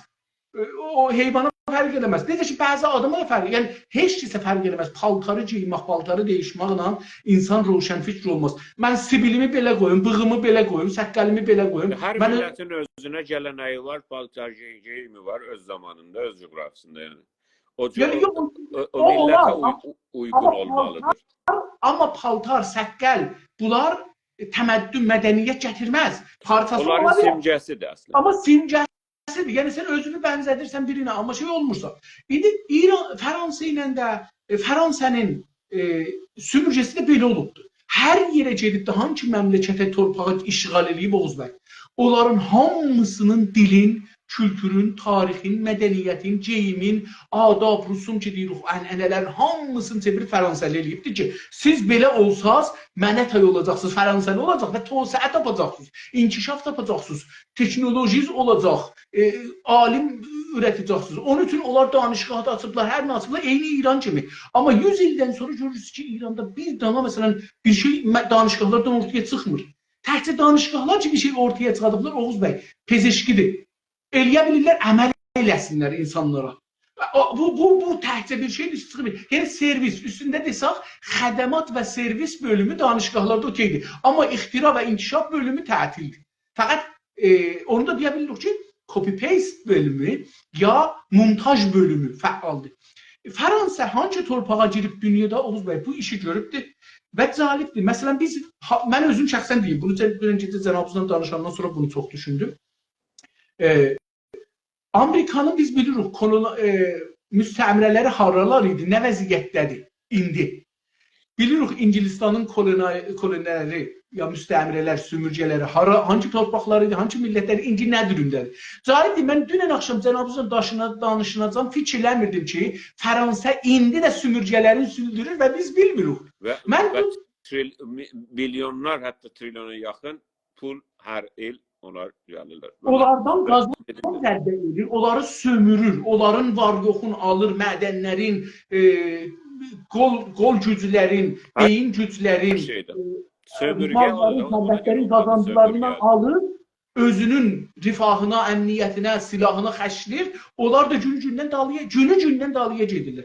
Mən Google elədim, bunlar gəldi, çox cəlibdir, cənabınız danışa-danışa, mən Google elədim, görüm nələr var. Yazıbdır ki, Guadeloupe, Guana, Martinik, yəni, yox, dostlar bilmir, mən bilmədiyim üçün. Mənə tazalığı var idi. Bunu dünəncədən ərz edirəm, düşünürdüm. Gördüm ki, Fransa'nın... Onu ilk il öğrenci şey oxuyur, colonial history, istimari tarix oxuyur. İlk ildə hamısı bilirlər ki, hali-hazırda Fransa dünyanın ən sömürücü məmləkətidir. Yəni, mənim ki, istəyirəm burasını deyəm, Oğuz bəy. Mən ki, məsələn, bu haqda çalışıram, illərdir, yazıram, oxuram, filan, bəhman. Əslən, Fransanın üstündə təmərküz eləməmişəm ki, Fransa bir istimari məmləkətdir indi. Getizaqı bilirdim, Əlcəzairi bilirdim, Tunisi bilirdim, filanı bilirdim, bəhmanı bilirdim. Amma bu ki, indi də bu istimarın saxlayıb. Amma baxın, burası mühümdür. O qədər zəka işlədiblər ki, dünyada mənim kimi özün roşən fikri bilən insanlar bilmir ki, o hələ sümürgəsini davam edir. Bu çox böyük siyasətdir. Siz elə siyasətə aparasınız ki, heç kəs bilmir. Ya heç kəsə bilindirməyəsiniz. Məsələn, dünən bəlkə bunu da danışıq cənabınızla. Amerika, Rusiya gəldi, Əfqanistanı işğal elədi. Əfqanlar savaşdılar bir neçə il. Dünya bildi. Amerika getdi işğal elədi. Savaşdılar. Dünya bildi. Amerika getdi, Ərağı vurdu, işğal elədi. Dünya bildi. Suriyəni vurdular. Dünya bildi. Amma bu Fransa işğal elədiyi yerləri əslən səsi çıxmır. Libini vurdular, 10 gündə qutardı, getdi, üstündə bağladılar. Əslin millət bilmir. Yəni, mən özüm şəxsən, məsələn, Libiya həssas olmadı. Məsələn, Qəzzafi də getdi, tamam, Qəzzafi getdi. Nə oldu bu məmləkətdə, nə oldu, niyə vurdular, kim vurdu, nə istirdi, nə amaclarına, hangi şeyləri indi ələ gətirdi, orada millətin vəziyyəti nə cürdür, işləri nə cürdür, gücləri nə cürdür, rifahları nə oldu, əmniyyətləri nə oldu. Əslən, bunları düşünmürük. Niyə? Fransanın siyasətində dixalət elə, işğal elə və üstün elə örtünən ki və beyinləri elə ki insanlar yoxmuş kimi düşünsünlər. Yox, işğal olmayıbdı, istismar da yoxdur, millətlər də razıdırlar, keyf yerindədir. Bax, bundan böyük bir reynbaş olmaz. Çox böyük bir reynbaşdır, çox böyük, əcib. Mən dünən axşamdan bu stratejinin dərinliyinə düşünürəm, dərinliyin. Necə olubdu olan bunlar? Biz 10 il, 12 yıl bundan önce isteseniz bizim Facebook sitemizde vardır. Katliam soykırım ustadları adı altında ve 20 tane değişik makaleler filanlar, hatta fotoğraflarla filanla yaydık. 20 taneden çok. Bir de adı buyurun. Soykırım ustadları. Aha. İçeriye Tamam. odur. Yadıma gelse. 10-15 yıl bundan önceydi. Ancak o əkslər ve fotoğrafları içi o yan bu yandan yığmışdıq. Onlar bəzisi çok vahim ve kötü olduğuna göre Facebook onları kapatır.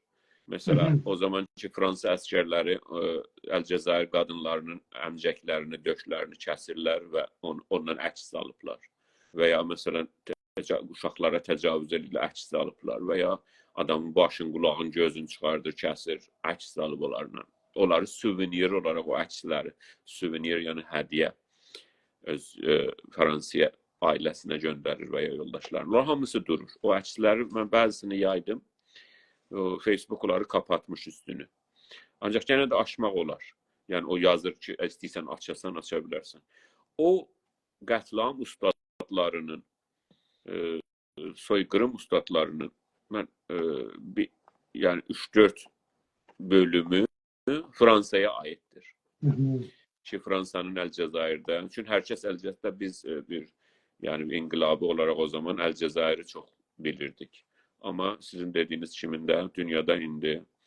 Hali hazırda Afrika'da bunların. Böyle hali hazırda Fransa ordusunun siz biləsiniz uçakları, helikopterleri hali büyün neçə Afrika'da, memlekette adamları öldürür ve vurur. Biz məmləkət əl-an müstəmirədir. Tərəf tuturlar. Orada 2 tane savaş salırlar. Mesela Sudan'ın güneyinde, mesela Gayana'da, ne bileyim, Sierra Leone'da baksanız veya Ivory Coast, sahili ac. Bunlarda resmen tərəf tuturlar. İlla da ki her zaman anti-Müslüman ve anti-Türk tərəflər tuturlar. Ve o biri gruplara silah doldururlar. Özləri də gedirlər, özləri öz helikopterlərin, uçaklarının qətlam edirlər.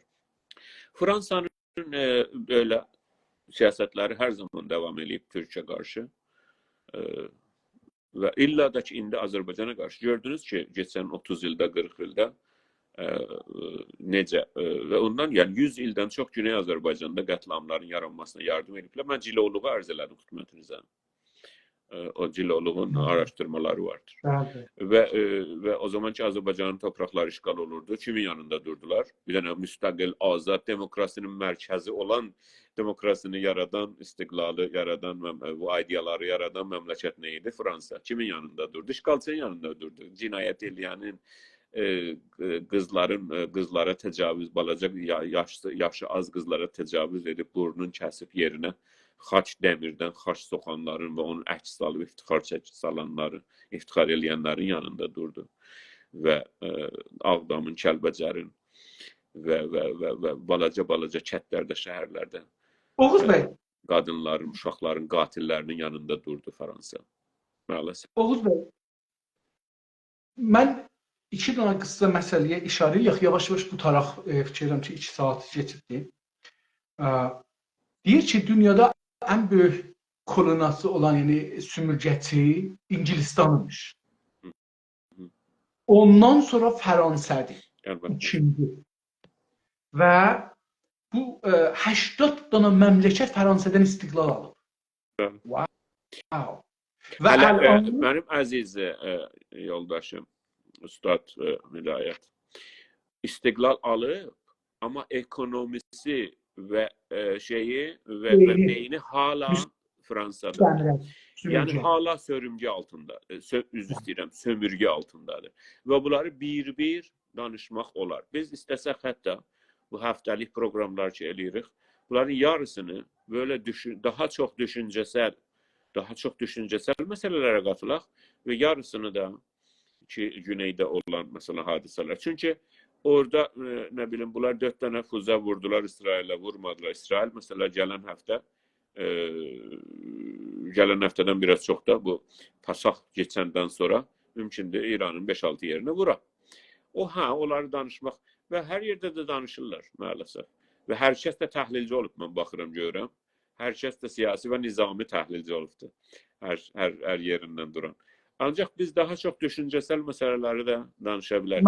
Əziz yoldaşlardan sizə salam yazıblar, sayğı ilə salamlar və bizə də. Mən nədən görmürəm bunları? O sırada mən görürəm. Əldə vururam ki, bura bəlkə bir şey gələ, mən görürəm onu. Bəzi yoldaşlarda, bir yoldaş da ki gəldi, mən yaxşı eşidə bilmədim, amma dedi, sığar əlində var idi ya. O söyüş verdi. Mən fikir edirəm ki, böyle şeylərə də ehtiyac yoxdur. Hər kəsin sorusu, söyüşü, bundan belə o da deyək, sorusu, söyüşü, yorumu varsa orada yazsın. Yazsın, öz ağrısını aparsın. Orada yazsın. Lazım deyil ki, hətmən ailəsinə uyğun şeyləri orada yəni gəlsin, başqa adamlar da eşitsin. Çünki bunu sonra da eşidən yoldaşlar olur, mən baxıram.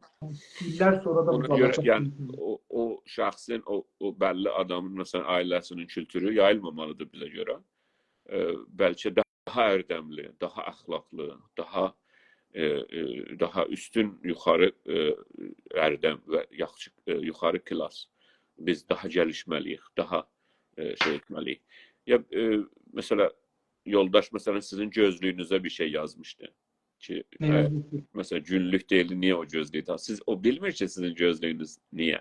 Mesela ne gözlüğüdür, niye? Ben bilirim da. Yani demek ki o düşünce ki sunulur, düşünce öğrenmek lazımdır. Oturup doğrudan, siz ne dediniz? Ben dünən danışdıqda sizinle Fransa barəsində. Siz onun üstünde bir 10 saat, 13 saat deyirsiniz. Yani ben sizi yazıq elədim demek. Siz gedib 15 saat ömrünüzü koyup onun üstüne. Hele bundan bir yana da bir 50 saat, 200 saat de koyacaksınız. Bazen siz bana bir şey deyirsiniz. Yani hususen Oğuz Bey, indi bir dənə sual. Bunu da soruşun. Öğrenmək məqamı başqadır. Bazen siz bana bir şey deyirsiniz. Siz özünüz şəxsən. Mən gedirəm oradan bir qapı açıram. O qapıdan bir başqa qapı açılır. Mən görürsünüz ki 2 aydır onun peşindəyəm. Gedirəm.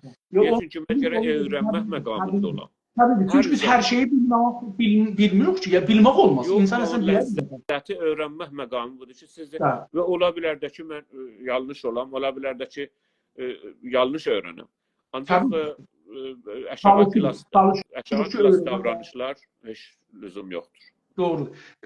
Oğuz Bey, indi Avropa deyir ki, mən sekularam, mən dinsizəm, ya dini evlərə itələmişəm, kilisalara itələmişəm. Öyleysə kilisalardan vergi alsın da. İndi buradan baxaq. Acaba bu hər yerə gedirlər, bu dini yayırlar. Hətta məsələn İstillər pənahəndə götürsünlər Türkiyədən oradan buradan, Məsihiləri götürürlər ta, yəni onlar heç İslamdan çıxıblar deyib də biz müsəlman, bunları götürürlər ta o birisiləri.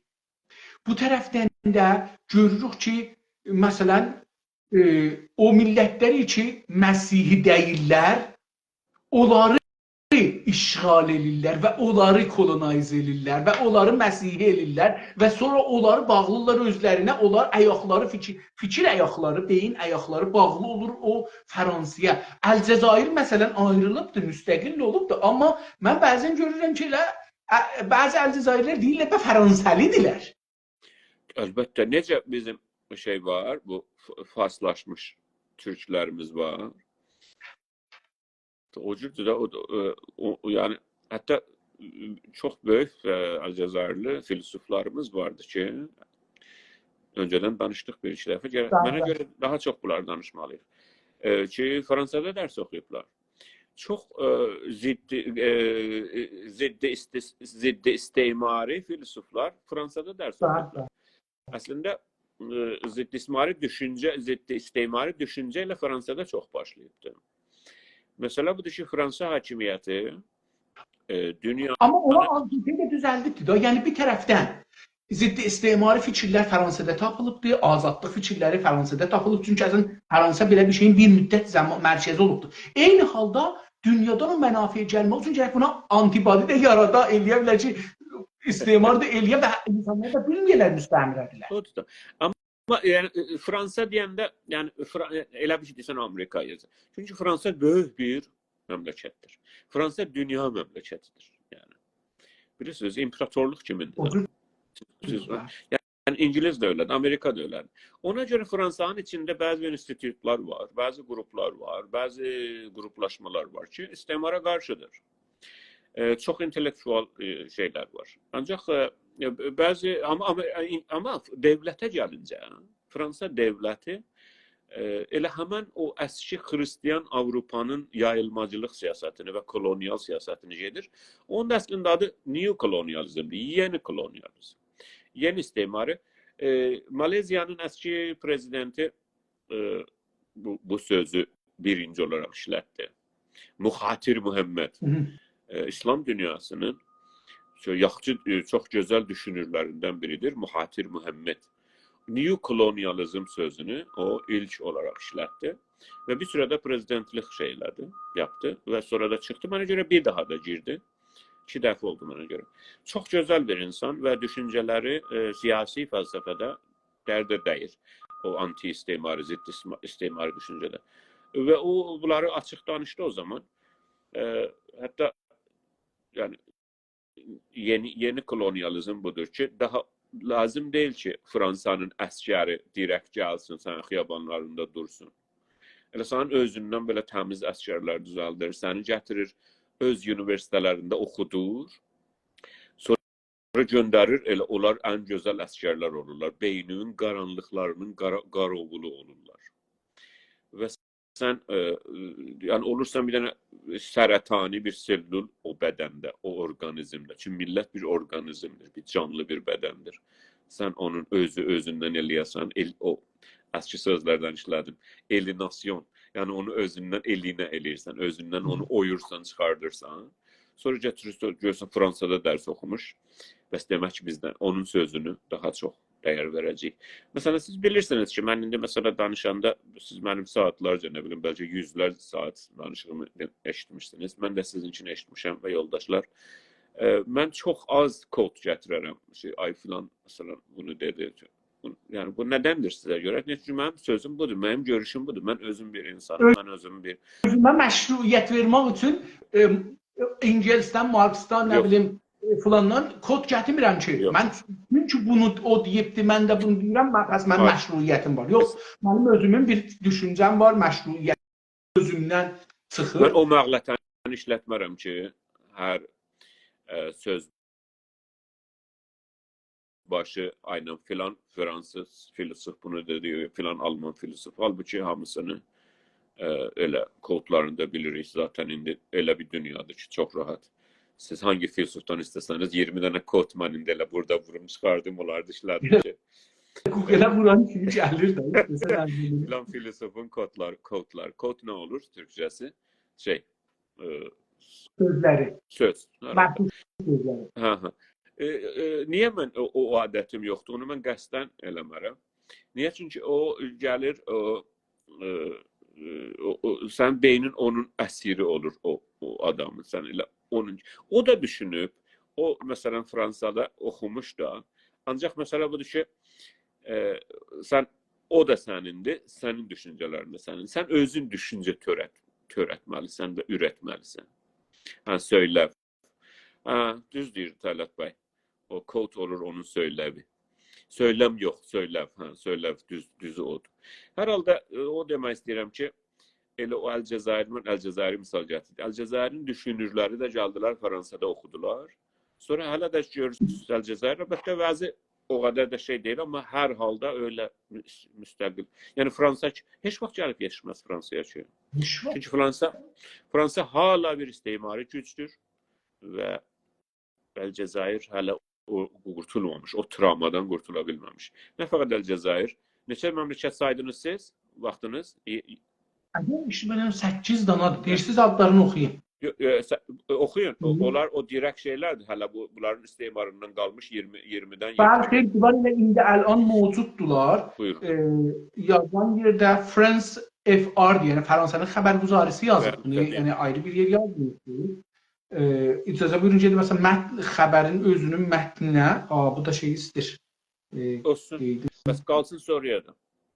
Deyir ki, dəryalarda filan bəhman, bunun əslində onun vizarətxanəsi vardı, dəryaların o tayı Əlbəttə. və regionallar, territoriylər, bu cür bir yerlər vardı Həm ki, Amerikada, orada həm Afrikada. bunlardan ibarətdir. The Islands of Guadeloupe Guadeloupe adaları. adaları, yəni neçə danadır? Martinik, Martinik. Saint Martin. San Martin şeydədir, Orta Amerikadadır. Ondan sonra Saint Barthélemy, Saint Barthélemy. Pierre and Magellan. Hı -hı. Atlantic Ocean'dadırlar onlar. Bəli. Reunion Island. Yeah. Marriott özü də bir danasıdır. The French Southern and Antarctic Lands. Antarctic. Antarctic Lands. French Polynesia bu biri, New Caledonia, Wallis and Futuna. Ya Futuna. Yeah. Futuna. Biraz önce dediğimiz yoldaşlar hər kəs eləyə bilər. Hali hazırda Fransanın kontrol elədiyi Fransadan xaric exclaves İngilizcəsi olur. Onları necə eləyir və o sözdə bəzi bağımsız məmləkətləri necə sömürür hələ. Mesela geçen yüzyılda Birinci Dünya Savaşı'nda, İkinci Dünya Savaşı'nda Fransa'nın ne kadar Müslümanların kanına ve Türklerin kanına bulan belamış. Her zaman herkes Müslümanla savaşmış, bu o tarafta durmuşlar.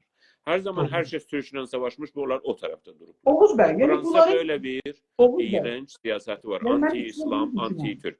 Bunu istəyirəm düşünürəm. Mən belə baxanda görürəm ki, bu bir gizli Məsihi Müsəlman davası var. Yok öyle değil. Öyle olmasın yani, ne bileyim. Yəni baxın, mən görürəm ki, məsələn, alt siyasət, o dərin siyasət dinçilikdir.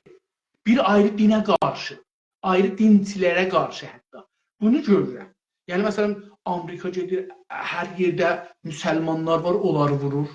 İngilistan hər yerdə müsəlman var, onları vurur. Əlbəttə Məsih ayrı dinləri olmayanları da vurub Kanadada, Amerikada dinləri olmayanları da vurubdur. İşğal eləyibdir, müstəmir eləyibdir. Amma gedib məsələn hər yerə gediblər, orada görürəm ki, xüsusən keçən yüzildə İslam, müsəlman ölkələri və müsəlmanları vurublar. Yəni əslində Osmanlının yıxılmasıdır, Azərbaycanın yəni Türklərin Uyğuristanda hər yerdə baxıram görürəm ki, müstəmir olub keçən yüzildə. Keçən yüziləcən müstəmirə dəyilmişlər. Yəni cəlibdir. Hər halda o bayaqki cümləyə dönəlim, bəlkə də sözü öyle bitirelim. Güney Azərbaycanı və genelde Böyük Azərbaycanı en büyük fəlakətlərə salan xarici güclər içində birinci ülke Ruslar olsa, birinci millet Ruslar olsa, ikinci Fransızlardılar. Doğru. Çox təşəkkür. Mən də təşəkkür edirəm Oğuz bəy. Gözəl debate oldu əvvəldə. Ciddi. Mən bunu da sizin o təklifinizi mən dedim əvvəldə. Bir dənə bənd yazmışdım ki, istismar daxili İranda işlədirlər. Bunları bənd. Məncə biz hətta təhlildən çox şeydə fikir üstünə. Çünki fikir boşluğu var. Xəbər, hər yerdən adamlar təhlil ala bilirlər. İndi hamı da siz də buyurdunuz. Fikir boşluğu var. Yəni, biz yazırıq, biz fikir boşluğunu doldururuq, biz yazırıq. Biz həftə keçməz, 2 həftə keçməz ki... İnsanlarımız, Oğuz bəy, bizim insanlarımız şəfahi insandırlar. O da elə özü problemdir də. Yəni, çox böyük problem. Biz də oxuyanlara xitab edirik. Oxuyanlar da şəfahi hər kəslə danışırlar. Amma biz bu işi görməliyik. Yəni, bizim bir çox kitləmiz oxumaqla arası yoxdur. O da işğalın şeyindədir, ücubatı. Hər şey oradan gəlir. Amma biz indi bunlara ayıtmaq üçün şəfahi də deyə bilirik. Yəni, yəni bu bizim Əziz İnsaf Əli bəy, siz indi danışığımız bitsin. İndi 2 saat 45 dəqiqədir danışırıq. Siz Fransada hər il neçə səhifə kitab oxunur, yazı oxunur. Əskidən kitab deyərlər, yazı oxunur. Onu araşdırın. Görək kim bir yoldaşımız. Ha. Siz Fransada görün ildə neçə səhifə yazı oxunur. Güney Azərbaycanda və ya Azərbaycanda və ya Türkiyədə. Türkiye ile mukayese edin Oğuz Bey. Türkiye ile mukayese edin. Onda bilərsiniz ki, niyə Fransa bizə belə zor deyir. Və niyə? Çünki hər oxumuş millətin içindən daha çox oxumuşlar çıxar və daha çox deyirlər ki, hə, biz burada bir Avropanın ortasında qalmışıq, gedək öbür millətləri də kontrol edək.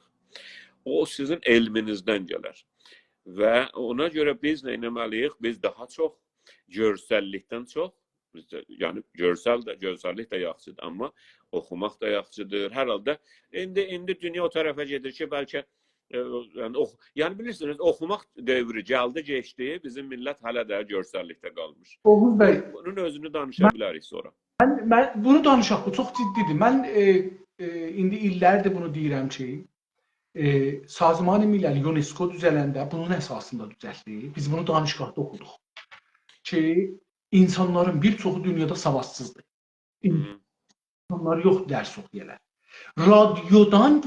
Radiodan danışqah və ittilaat vermək üçün, bilgi vermək üçün UNESCO-nun təkidi buyurdu. Onun üçün də UNESCO deyir ki, bir millət inkişaf eləyibdi, beyni, deyirdi ki, bunların şeyinə baxaq, ölçü nə mənə qoymuşdu Oğuz bəy?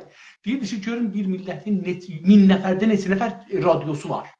Neçə nəfər ruznamə oxur ya neçə kilo ruznamə oxurlar idilər. Mən keçən həftə neçə kilo ruznamə oxumasını oxudum. Məqalə oxudum ki, kilo hesabı deyir ki, bir dənə məmləkətdə neçə kilo ruznamə tolid olur, millət neçə kilo millətbaşı ruznamə düşür.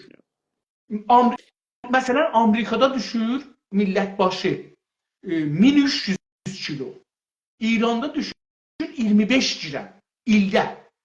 Əlbəttə, qalıb kağızın qalınlığına da kalitet. Yox, kilo hesabıdır, qalınlığını ötürün. Kilo hesabı müqəvvanın üstündə yazsın. Deyir, bu müqəvvanı qəbul eləmir, kağızı qəbul edir. Müqəvvanı gətirir. Amma orada deyir ki, radyo neçə danadır, televizyon dəstgahı neçə danadır, evdə telefon neçə danadır.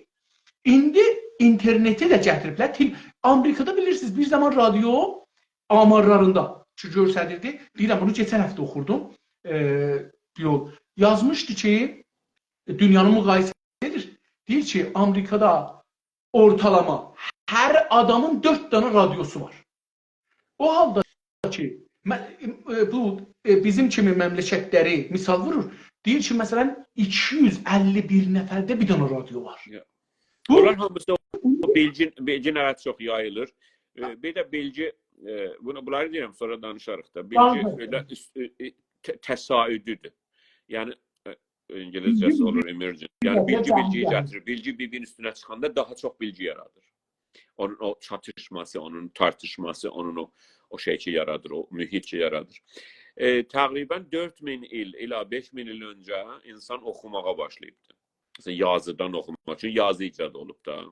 Əski Kəngər prototürklər indiki İraqın bölgəsində birinci olaraq yazıyı, alfabe olaraq, yazı olaraq icad etmişlər. Təqribən 4000 ila 5000 il öncədən, bəlkə də çox, nə bilim. İndi mən elə düşünürəm ki, mənim hədsim budur ki, gələn 50 ila 100 ildə yazı oxumaq filan şey olar. Təqribən gedibdir, Oğuz bəy. Yəni, hər şey ola bilər, bir dənə çip olar. Siz bu çipi beyninizə yaxınlaşdırasınız. Məsələn, bir dənə kitabda olan, məsələn, 500 min söz birdən girə beyninizə. Download eləyəsiniz, endirəsiniz beyninizə. Yəni, belə oturub, məsələn, belə oxumaq olmuyor. Hər halda, mən fikir edirəm, gələn 50 ildə, 100 ildə da bu oxumaq hadisəsi olmuyor insanlıq mədəniyyətində. Və mən elə hiss edirəm Türk millətində bu 4000 il, bu 5000 il ki oxumaq gəldi, geçdi. Elə farz elə Əfqanistanda məsələn telex idi. Məsələn, bilirsiniz ki, öncə məsələn teleqraf var idi, sonra telefon, sonra telex düzəldi ki, çox adam bilmir telex nədir. Ondan sonra fax düzəldi. Fax ondan sonra indi başqa şeylər. Əfqanistanda məsələn birdən getdi, məsələn da interneti gətirir oraya, oradan download eləyir, oradan da print eləyir. o böyük printerlərdə. Tabii da bilmir telex nədir. Halbuki məsələn biz telexdən keçdik. Məsələn mən özüm telex aldım, eğitimi aldım, lisensı aldım. Onu demək istəyirəm ki, lazım deyil hərdən mərhələ keçəsiniz. Ola bilir atlayasınız. Hər halda orada indi O cüsü mən cümləmi bitireyim. O cüsü görünür Türk milləti insan mədəniyyətində bu oxumağı atladı. mən fikirlərim ki, elə o sizin təşkiliniz yaxşıdır. Biz gələn həftədən çox gedək təhlil yerinə, xəbər yerinə Azərbaycan düşüncələri danışaq. Düşüncə üzərinə çox danışaq. Yəni istismar nədir, müstəmirə nədir, beyin istismarı nədir? Bizə bunlar çox mühümdür. Mesela bir sizinle benim aramdaki o şey Zəhlinən şeyin yok o ayrı o katliamın yani soykırımın tarifi uyuşmadı. Uyuşmayanda onu danışmak olur. Bunları danışaq. Yani yoldaşımız güzel bir şey yazmış. Diyor ki biz okumaya karşıyız. Çip dönemini bekliyoruz. Yani demek bu yoldaş sözü almış. Yani takriben 4000 yıl, 5000 yıl önce sağ ol aziz yoldaşlar ki selam verirsiniz. Bizim selamlarımız size, sevgilerimiz, saygılarımız. Yani İnsaf Ali Bey, yani o ahd gəlir, geçir, siz o ahdı yaxalaya bilmirsiniz. İndi məsələn Papua New Guinea'da şeydə millətlər yaşayır ki, heç heyvan heç əhli eləməmiş. Heç bir şeyin yazmamış. Ədəbiyyat heç bir şey yoxdur. Siz ona birdən gətirirsiniz, bir maşın verirsiniz, maşın öyrətmədə öyrətirsiniz. Maşını sürür. O maşın ki düzəlib, Amerika o maşını düzəldir, satır. O maşını öyle düzəlməyib ki. O maşının prototipləri bir 30 dənə var. O uçaq ki indi qalxır məsələn 10 qat səsin hızında, 4 qat, 5 qat səsin hızı ilə gedir. O uçaq birdən düzəlməyib. O uçağın ne bileyim 50 dənə, 100 dənə onun prototipi var. Nə qədər bunu dəniyiblər, da yıxılıblar, da olmayıb, yıxılıb qalxıblar, yıxılıb qalxıblar. İndi bir dənə uçaq var ki, məsələn 4 bərabər sürətin hızı ilə gedir, səsin hızı ilə gedir. Ona demək istəyirəm ki, onu atlamaq da olar. Yəni o aranı. Lazım deyil ki, biz hətmən o bütünü atlayaq, məsələn iməhliyək, sonra iməhliyandan sonra yeriyək. Olmaq lazımdır. Oğuz bəy, ona da hazır olmaq lazımdır. Onu atlamaq olar. O ki görünür, əgər birisi istəyə Türk mədəniyyətinin oxumaq barəsində tarixçəsini yaza, o ki görünür, o oxumaq ki icad oldu 4000 il, 5000 il bundan öncə Gəncər Sümer mədəniyyətində və elə bir ki yavaş-yavaş bitir. Biz bunu atladıq. Əlbəttə biraz utanc vericidir, amma hər halda. Hər halda. O sözünlə, o notunla da bitirək bu sözümüzü. Bəli, bitirək 4-20 dəqiqə keçir. Yəni azaldı 3 saat olsun. Oldu, çox sağ olun, sizdən faydalandıq. Gələn həftə nə zaman biz yayındayıq? Tamam. İnsaf Ali Bey, gələn həftə nə zaman yayındayıq? Axşam başı saat Təbriz saatinin saat 9-da. Pərşənbələr.